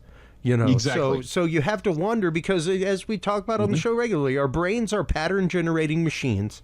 They want to live in a pattern, and they will gladly substitute something that you are familiar with to make you comfortable. They'll do that for you all day long, all day. They do it with words. That's why you mishear things, all kinds of stuff, folks. Yep. Exactly. And what are the other issues that we're dealing with amongst these things, Jason, besides the nomenclature and the understanding amongst stuff, is the reticence of sharing research. I will honk this horn all day long that you can be honk upset away. because just as many people in the communities that I do that will not trust science. They will not trust mainstream science. I'm not going to give my data to science because they're, well, here's the thing. You have a problem there, because scientists sometimes don't share their data with other scientists because they're afraid the work will be taken away or that the funding will be given to somebody else. I went to college, and when I went to college, and my friends were in microbiology and things like that, and competing to go to Chapel Hill for a master's degree, things like that. Believe you me, I mean, in college, people were sabotaging experiments. This was college. So when you're talking about this happens in the world of mainstream science, where people sabotage each other's work, or take somebody else's concept and build upon it in a different experiment, in order to get it, like that just happens on your way to graduate school, much less once you've got federal funding or once you've got grant money, things like that. So you wonder why researchers are tight-lipped and don't share things. Now you get into it in the cryptid community or the paranormal community, and it's even more rampant, sadly enough. Because all of these things are still burgeoning stuff, and none of it's fact yet, as far as like being able to say, like, I'm an expert, like I'm a physicist. Well, sure, because physics is a science, but you can't be. You can be a cryptozoologist because that's actually actively a part of zoology, But even to say like I'm a Bigfoot expert, that's a little hard because, well, we don't have an actual specimen of Bigfoot to be an expert on biologically. Things like that. It's like, what are you an expert technically in? Are you just are you a folklore expert? Because that's legit. Like, but the problem is that's not really what's happening here because you're not looking at it from a folklore perspective. By the way, again, everyone's like, well, why do you trust science? I don't trust anybody. We're not supposed to. Yeah. We're not over here like Chris and I are not. Trust me, we are not saying mainstream science is wonderful and always gets everything right. No. Did you just hear what he said? Yeah. It changes. It's supposed to change. Otherwise, it's doctrine. Exactly. Again, here's the problem. You know what? There's an old saying, science advances at the gravesite. That's right. That's it. That's right. Because unfortunately, the people who are in the establishment right now, they've got the money, they've got the power, they've got the influence, and you come on, you're like, hey, I have this data that shows you're wrong. They're not going to want to believe it because, like, no, I'm. Yeah. Again, you have ego, and then but you also have to show and you have to prove that this idea is right.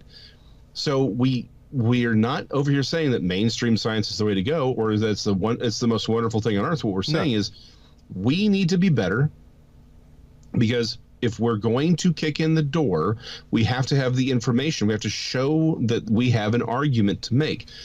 And the problem is, folklore is valuable. Folklore is absolutely a part of what we're doing here. Yes. It's where it starts. It's where it starts. We can't get rid of that. Yeah. But we need to understand what folklore is, what it isn't, and the what filter we can actually through get which from it comes. Mm-hmm. Yeah, because, I mean, hey, once again, on the front of that book is the scientific method. And that's what I say anytime I speak live, is make no mistake. The world of the paranormal and science begin on the same step: experience and observation. Experience and observation. And I notice you have a signed copy. That's even classier. Yes, of my handy dandy field observation and encounter log 2024 edition, available from Curious Research on Amazon.com, and I'm certain 1,000 other places, because this man is a promotion whore and I love him for it. Well, it's just the fact of that's where it all begins. Yeah. Whether and when you've had a paranormal experience, the science has begun. The question is whether or not you bought a ticket to the train or you let it leave the station without you. That's the only difference. The science has already begun because you had an encounter and an experience, and you had an observation during that. So from there, you gather more data. You come up with mental experiments and form hypotheses, and then you pass that data across somebody else like yourself. And then they go, well, I don't know about this method through which you gathered the data, but let's take a look at the hypothesis. You know, is it falsifiable? Right? Yeah. I cannot tell you how many fields of science that are accepted science where you look deeply into it. Again, you see it more in like textual criticism and things like that, where it's like, oh, so it's not falsifiable. This is just a belief system that's pretending to be science in a lot of ways. So again, we're not singing the praises of the mainstream. What we are saying, though, is there's no reason why we shouldn't be there if we do it right. That's right. And we can, because I'm in this field because I do think this all matters. Like, at the end of the day, what Bigfoot is fundamentally irrelevant to me, but I think it's one of those things where once you have that piece and you put it where it belongs, you're going to understand the picture a lot better. That's right. And that's because we're all links in a chain. Science is just a tool of human growth and development, and we are all links in this chain. We may never understand what this phenomena is, but if we do the job right, it may be that subsequent generations can figure it out. Sure. Because it was because we laid a foundation that allowed them to move forward. That's what we were supposed to be doing. We're supposed to be planting trees in whose shade we will never sit. Yeah. That's true in life, and it's true in paranormal research. And so we're not over here saying portals. I'm not saying a portal doesn't exist. Absolutely. Portals definitely exist. I had it up. I'll bring it back up on screen right now where portals exist. Because it's an actual thing. Where'd it go? Where'd my... the basilica. Yeah. Exactly. Well, not the basilicas. Okay. But hold on. Electromagnetic portal. Oh yeah. Because that's actually a part of science. Yeah, it is. I'm a huge fan of astronomy, and that is a temporary connection between the sun and the earth. And we have proven the fact that there are superhighways amongst our galaxy, amongst other parts of the universe, where these things are connected via slipstream, that kind of stuff. And it happens through plasmas and that kind of stuff, where there are high energy fields of, once again, high energy vibration going on, that kind of stuff that create this. So the idea of somewhere like a Skinwalker Ranch, somewhere like even Blind Frog Ranch, who we just had on. We just had James Keenan on. And the idea that you have water Which if you know anything about electricity, if you know a little bit about water, you understand the fact that like even water flowing through a metal pipe, even through a plastic pipe, will carry a charge because of the nature of water and the friction going on. So when you talk about water traveling through limestone, when you talk about water traveling through malachite, things that are copper bearing minerals under the ground there on Blind Frog Ranch, and then you marry that to a massive meteor impact site with a more than usual amount of iridium, and then the fact that because of the impact site, you've got magnetized earth that's been crunched up and wrinkled, and the magnetic shift of it is different than the magnetic shift around the rest of it. You add those three things up, and you're talking about, energies flowing through a layer of iridium into a magnetic anomaly, so you could end up with all kinds of things. You could end up with all kinds of weird, strange, just resonances that change the way that matter reacts, that change the way that, things operate in the visible spectrum and world around us. It could be. So again, this goes back to the earlier comment about the the K2 meter. It could be that when we're in the field, our brains are the things being manipulated. That's right. Right. So it's like we don't really know what the answer here is yet. So we shouldn't get rid of any concepts at first. But here's the thing: what if, again, we assume the portal is the thing is moving from point A to point B? What if it's just clicking off? Now, again, I wear my religion on my sleeve. I'm a Christian. I don't believe in simulation theory, but I like it as a metaphor. Absolutely. Because I think it's a great metaphor. Because what if it's not again, our concept is this three-dimensional reality. It may be that when people say, I saw this thing move into what we saw as a portal, that may not be what's actually happening. It may just be that it's essentially metaphorically saying clicking offline, and you're just seeing it return to its proper reset realm of existence. It's like we may not be seeing what we think we're seeing. That's right. And that's the main thing here. We're not saying portals don't exist. What we're saying is there's a lot of assumptions. And unfortunately, what that does is now people are looking for portals, and you start getting pictures of, I'm sorry, things where it's just water on a lens, right? I had several friends send me this one video, and I'm like, it's clearly water on a lens. Or remember the Russian spiral from a few years ago, where it's like, no, that was just a booster in the upper atmosphere it was a multi-stage rocket, and it was just spiraling out because, again, the part that it released the later stage, and so it was burning itself out. That's all it was doing. If you know anything about rockets, you've seen it. That's right. Again, I'm a science nerd, space nerd, love space. I've seen lots of rocket. When we used to have the space shuttles go up, right? At a certain point in the atmosphere, it's so thin, it just you see the fumes flare out. I can't tell you how often I hear people say, "Oh, it's a portal. It's a portal to something else." It's like, no, it's not. That's a secondary stage. Yeah, exactly. So the problem is you're training your brain to look for something that you don't necessarily understand, and may not even be a thing, but because it's in your head, you're going to see it.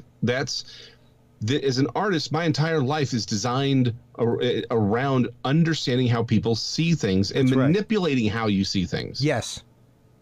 Absolutely. My entire life as an artist is trying to figure out how to make you see something, because I love minimalism with as little information as possible. I can still make you'll look and say, oh, well, that's a guy holding a sword or whatever, right? Yep. Or Spider-Man. Great. But I've put down as little information as possible, and your brain has put that together because you're like, it's a piece of art or it's a comic book or whatever. Your brain is primed to understand it as such. Yeah.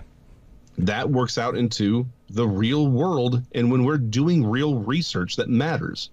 So again, we're here because this stuff matters. I think that whatever these phenomena turn out to be, they are pieces of a puzzle that allow us to understand the world we live in better, and that's the goal. Well, and you bring up a hugely massive point, and that's the point of patterns. One of my favorite experiments with psychology and subliminal psychology is the gorilla experiment. Oh yes, Where I you love see that. 4 guys passing a red ball in white jerseys, and they're passing and passing and passing, and you're told, like, count the number of passes. How many passes happen in this 1 minute of video? And then suddenly a gorilla walks through and dances and then walks out of the frame. And it's like, how many passes were there? And you count the passes, and then it's like, did you see the gorilla? And almost 2/3 of people never see the gorilla. Ever. They never see the gorilla. And a prime example of that is the substitutive images that you see out there where letters are removed and numbers are put in their place. You know, and my brain decodes that like immediately. It sees it as nothing different. But not every brain does. One out of every 3 cannot make sense out of that. Yes. Well, and let me tell you a story that actually happened personally in my life, right? Please. By the way, the whole gorilla thing, now that you're primed to see it, you will see the gorilla if you go and look up the video, because you're primed to see it now. You can't not see it. But I had a friend, grew up with him, great guy. I grew up in the same house until I was like 18, went off to college and all that. My dad's house. I lived there my whole life. He and we were friends from birth. Our parents knew each other. So he was at my house frequently. Right? Sure. He knew the house as well as I did. I think it was my 16th or 17th birthday. I was having him over. I was having people over. We were doing stuff. And this man, who was like a year older than I am, who has, again, nothing in this kitchen had changed. Like, there were some remodels, but there was this little chandelier. It's not really a chandelier. For those of you who are old enough, you remember the 70s, you had the chain light that came down and had that's what it was. 4 or 5 arms with a candle on it. Well, no, the it wasn't even candle. that. It was like not really stained glass. Like, the glass was clear or sort of foggy. Yeah. But it was lined and came down. Yeah. So it's just a thing that you had over the dinner table, right? Anyone growing up in the 70s and 80s knows what I'm talking about. It is, like I said, 16, 17, and I have the cake set up, and we're doing stuff, and he goes, "Hey, when did you get that chandelier?" That had been there since before I was born. Yeah.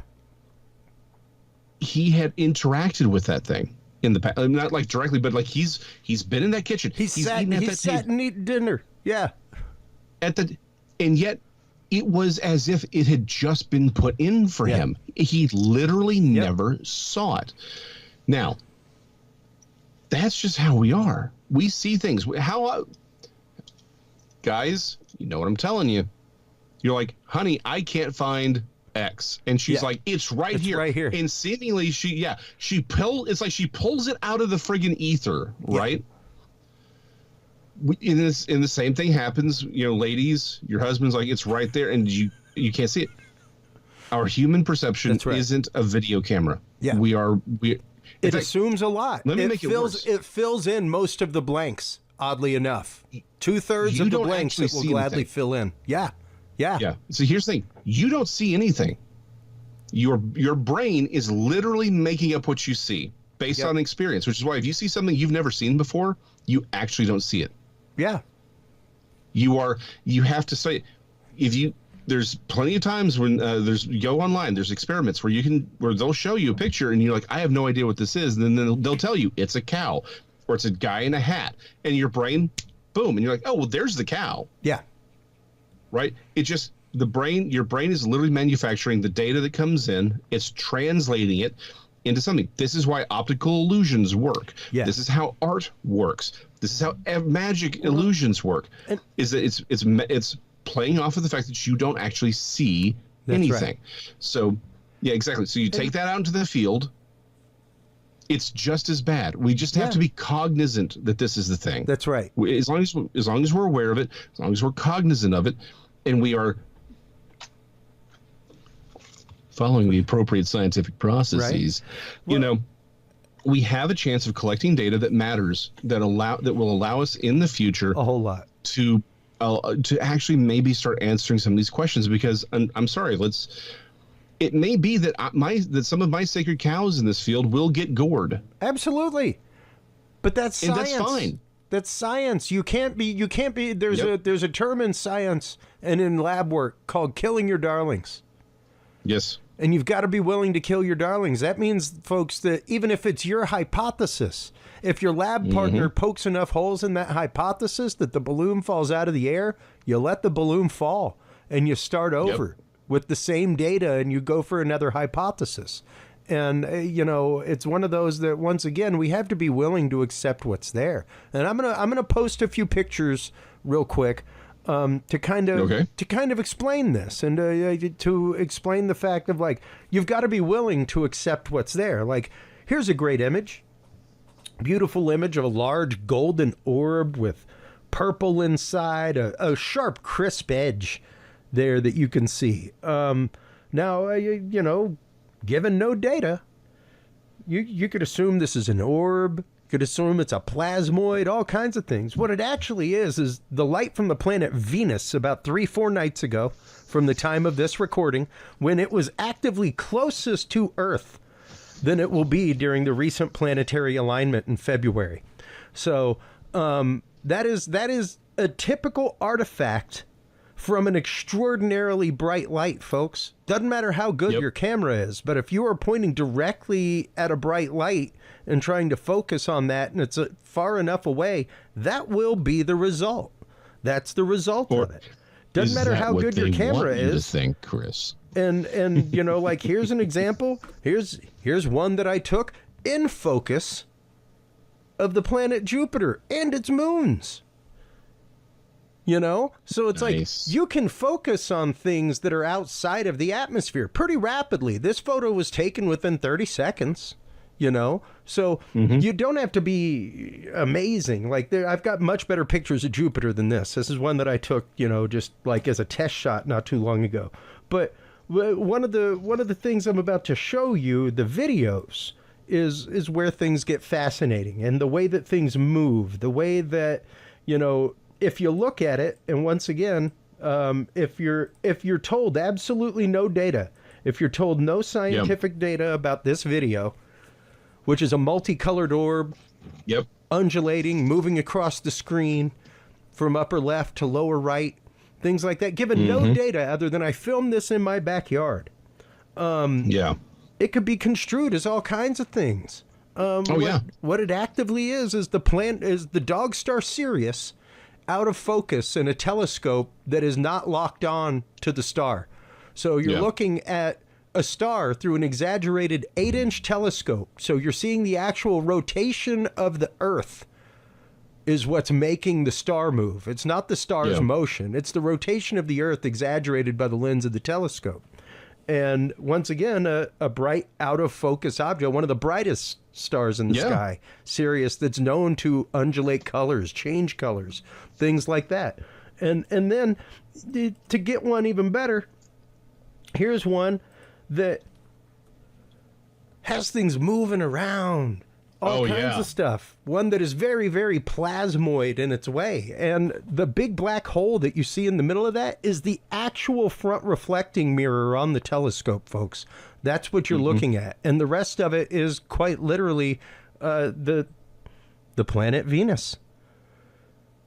The planet Venus, once again, and moving because the telescope is not tracking. It has no tracking on it at that point. I was using things as a 3-point convergence to line up the telescope, and once I'm on a target, I'll lock it. But that's the way that things naturally move through stuff. Those are the way that bright objects actually look. And a lot of that is some of that is sensors on cameras. A lot of people don't realize, especially on your cell phone, that there is algorithmic software inside your phone to try to fix your shaky hand. Yes. Things like Guys, that. Straight up, this is not a camera. This is a phone. The camera that's on it is designed for selfies, or maybe even, here's a nice big scene. This is not a camera. If you go out into the field, invest in camera. I just bought one. I'm taking it out into the field. Get a real camera. Learn how to use it. Yeah. Practice before you get out into the field, because you may get the shot or the video that matters. You really might.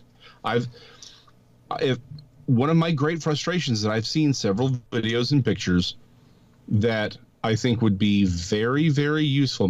I have to be very vague here, but the people who took them cannot release them for one reason or another. Mm-hmm. And I guarantee you, when certain phenomena are finally accepted by science, I guarantee you we will have dozens, if not hundreds, of photos and videos that are very, very clear of things like Bigfoot and other phenomena that they're like, look, I didn't want to ruin my life with this one photograph, because no matter how good that photograph is, it's not always going to necessarily be the thing that allows us to say, boom, here it is. That's right. King Gerhard says that regularly on this show, and whenever he speaks, it's not going to be a photo or a video that proves Bigfoot. It will be biological evidence. It'll have to be. But that being said, there is still good evidence and data that can be pulled from videos and photographs. And so we still need you to go out with an actual camera, because if you're using this, can't actually trust the images that you get on it at a distance. Yeah. Particularly if you're doing let me zoom make it in bigger with that's not a zoom. It's not it's actually an algorithm that's adding data. That's right. That's right. It's a digital zoom, which is not an actual lensing or geared lens. And it's one of those, it's the way that it's made to receive and transceive information, Jason. And it's the same way as the article that I popped up earlier. Your brain is not a computer, it's a transducer.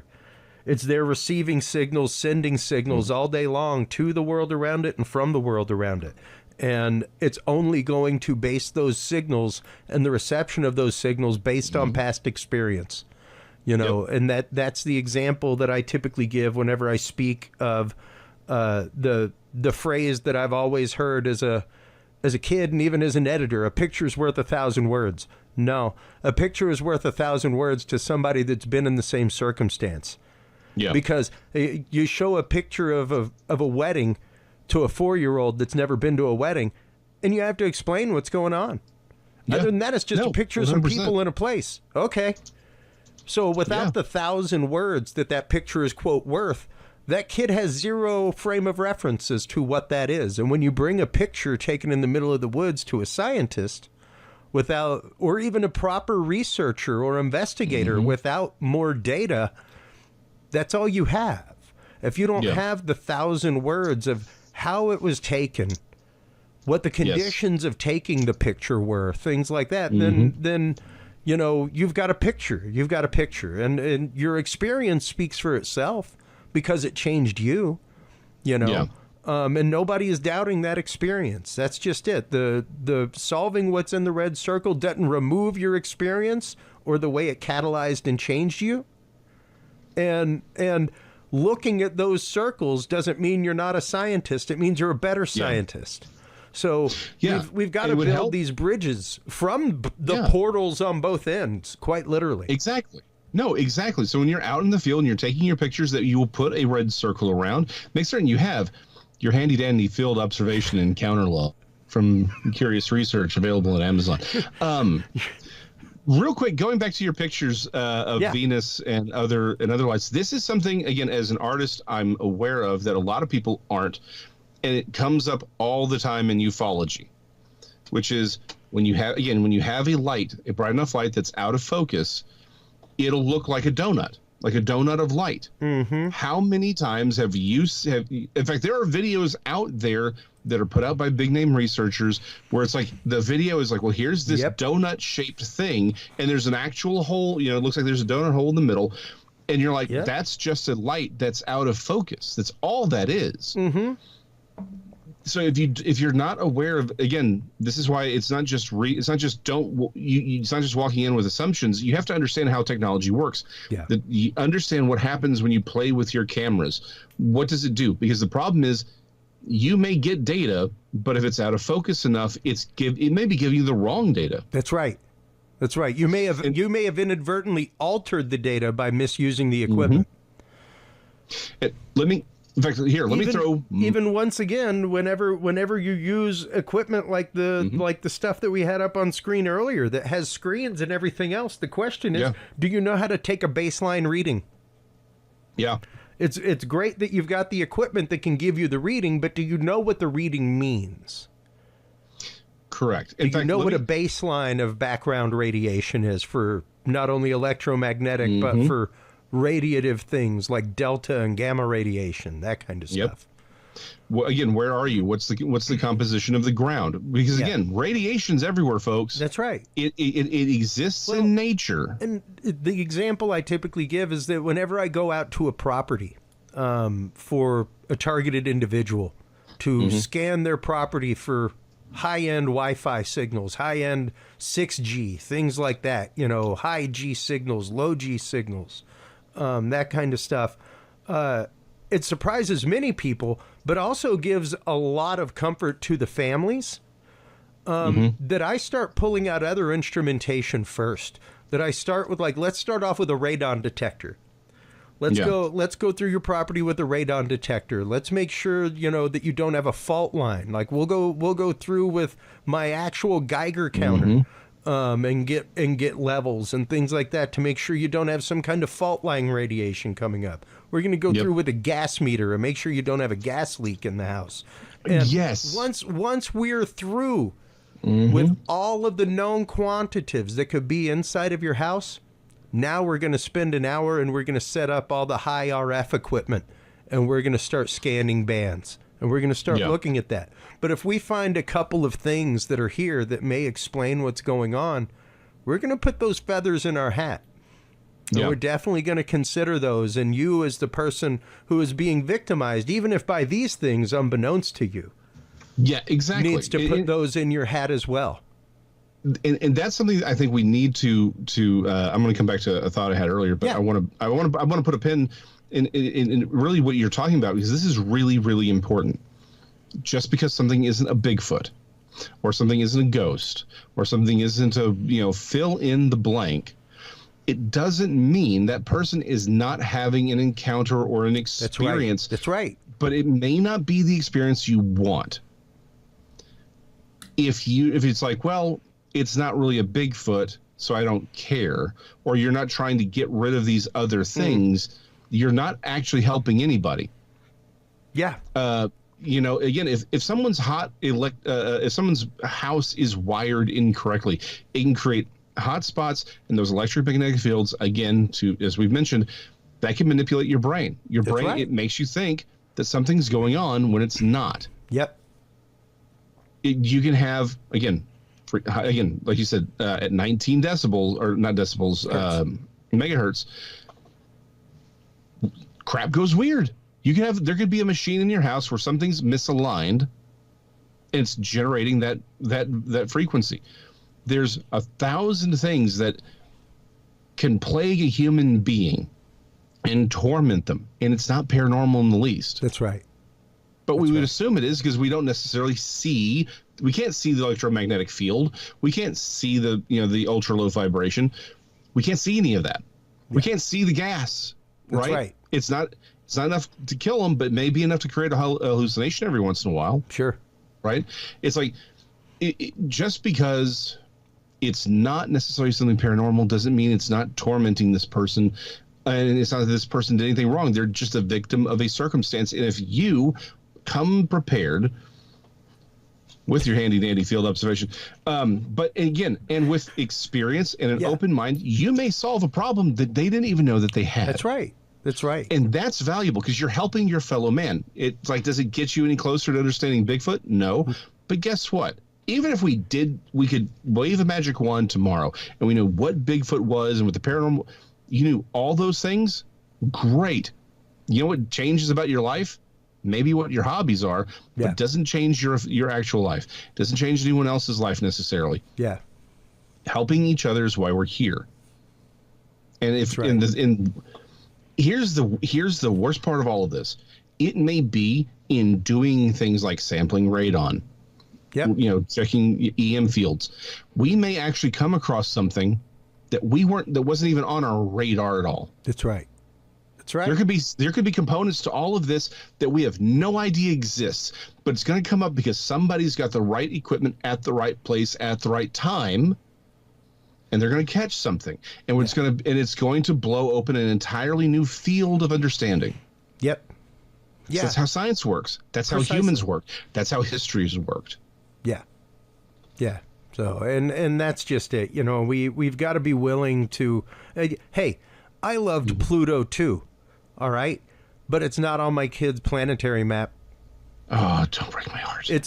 I know. It's changed because science marches forward and science changes.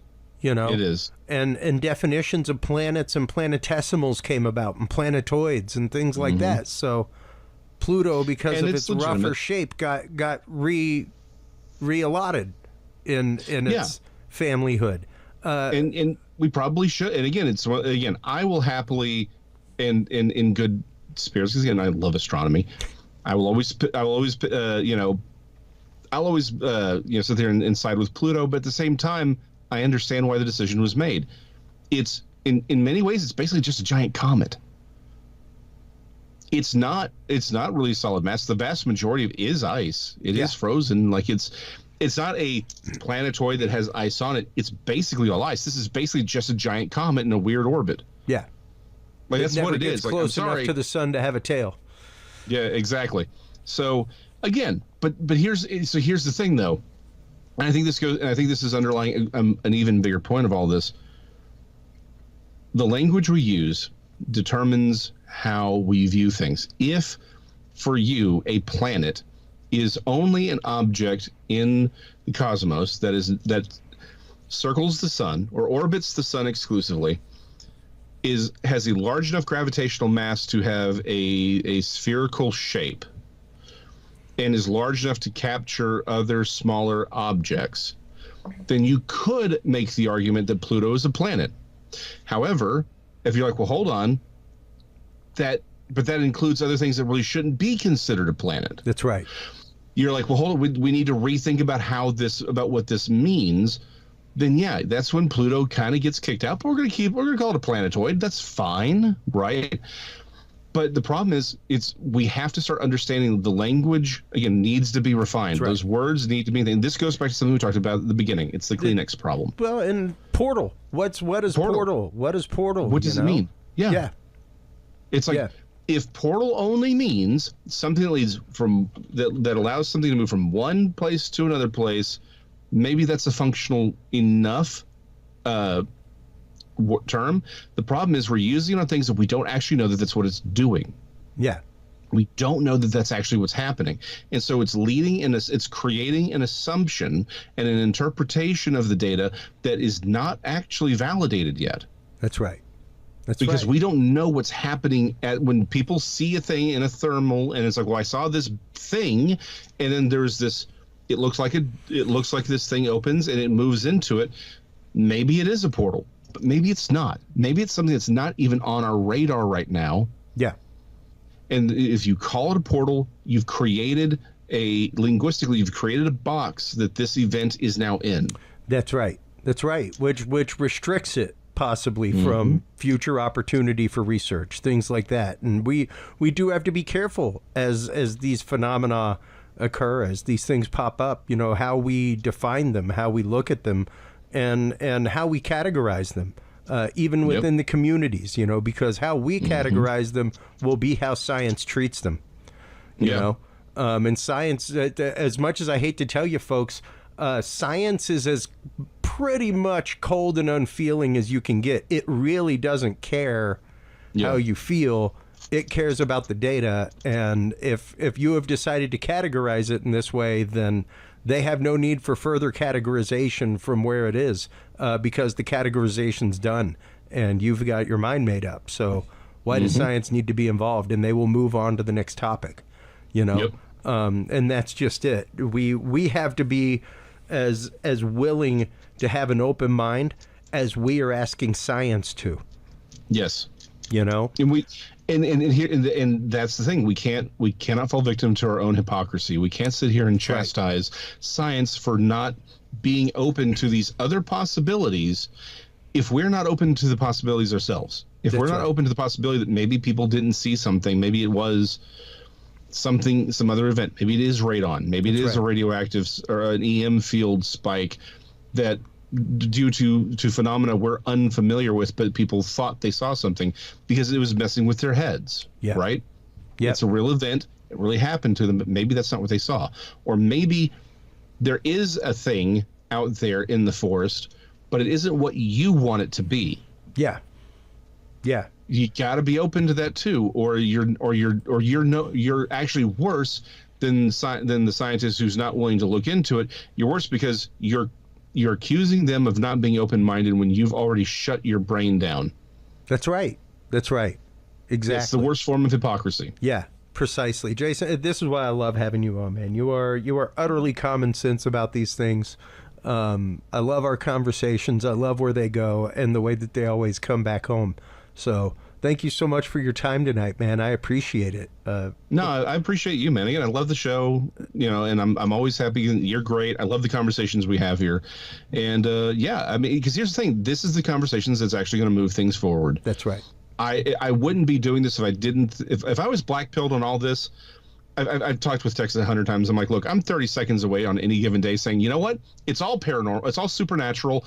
I'm done, right? Yeah. Prove me wrong and just leave. Yeah. But I don't, because I do believe that we can come to understanding. I think there's value in doing the hard thing, as Kennedy once said. Yeah. And that this is what citizen science is, and that we can put these puzzles together. That's right. I'm here for that.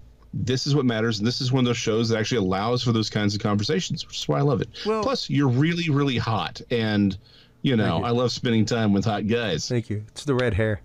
It is.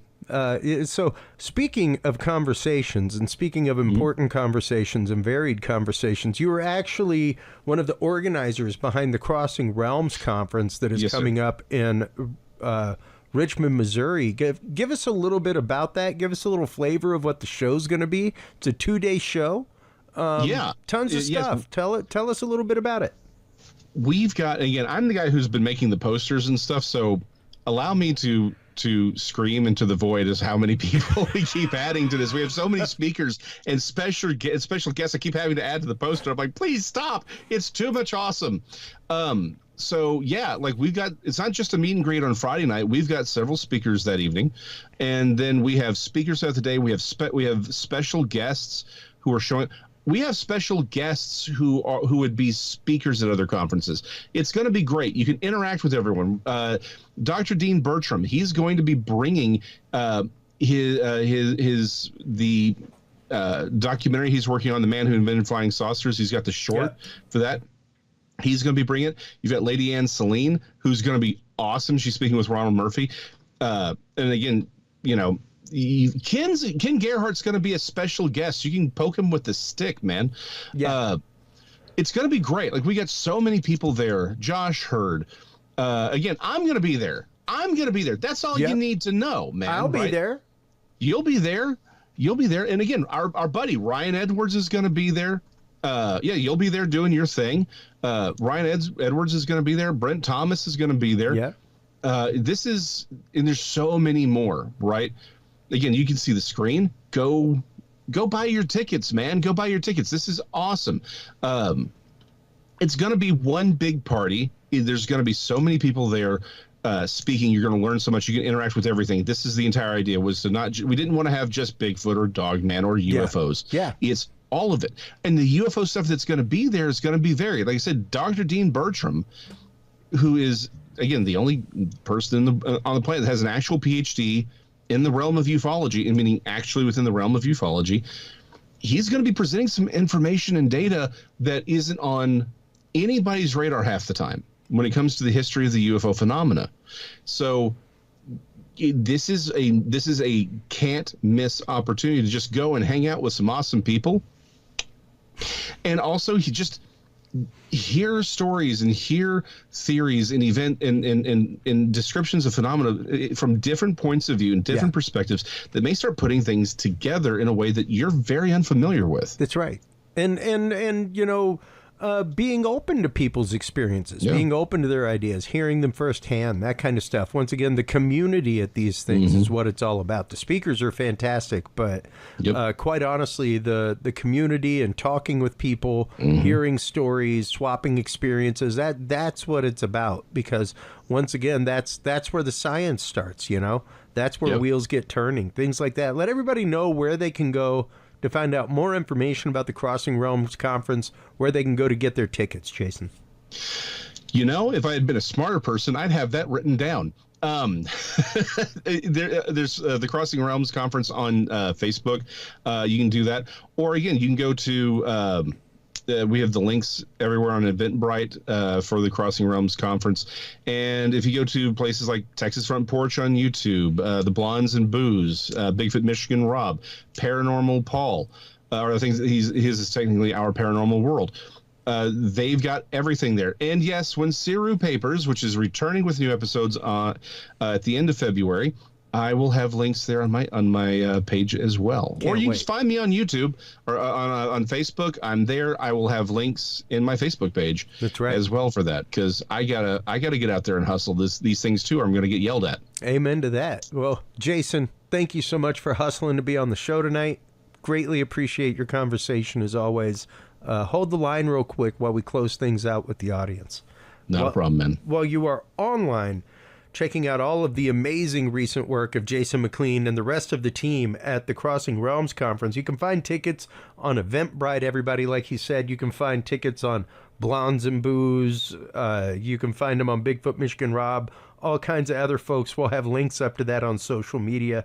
We will have links to it on our website as well. And of course, while you're online checking out things from the Crossing Realms Conference, make sure to stop on by CuriousRealm.com. That is where you can like, follow, subscribe. That's where you can find episodes. That's where you can find the videos channel, which has all of the YouTube channels of our guests and people like Blondes and Booze, stuff like that. Texas Front Porch is on there. All of the video channels of our guests are on there for you to like, follow, and subscribe, including Jason's old show, Jason McLean Questions Everything. And of course, while you're online checking out Curious Realm, don't forget curiousresearch.org/stores, where you can go to buy not only your own personal grip of paranormal investigation gear, thermal cameras, things like that, great instrumentation, but also your copy of the encounter log. If you are an investigator in the world of paranormal, cryptozoology, UFOs, UAPs, the field observation and encounter log is your back pocket companion to keeping your data in a scientific way so that it's ready to shake hands with science come the day that you need to do so. Because it's that conversation that matters. It's the conversation that you have with other people about your experience that matters. And it's your willingness to have the conversation that moves humanity forward, folks. And without that, we just stay where we're at. So remember, take care of yourselves, take care of each other, and stay curious. We'll talk to you soon. Bye-bye. Thank you for tuning into this episode of The Curious Realm. Stay tuned for more guests, forbidden topics, and hidden truths. Follow us on social media by searching Curious Realm. To download the official Curious Realm app and view the Knowledge Vault, or become a sponsor of Curious Realm, visit our website at curiousrealm.com. Curious Realm is available on your favorite podcast and video services, curiousrealm.com, as well as KGRA Radio, APR TV, and the official Curious Realm app for Roku devices. Curious Realm is a proud member of the Ground Zero Media and Aftermath Media family of podcasts. For more great shows and members-only content, visit aftermath.media today. Thanks for listening. Stay curious, and remember, the other side is always watching.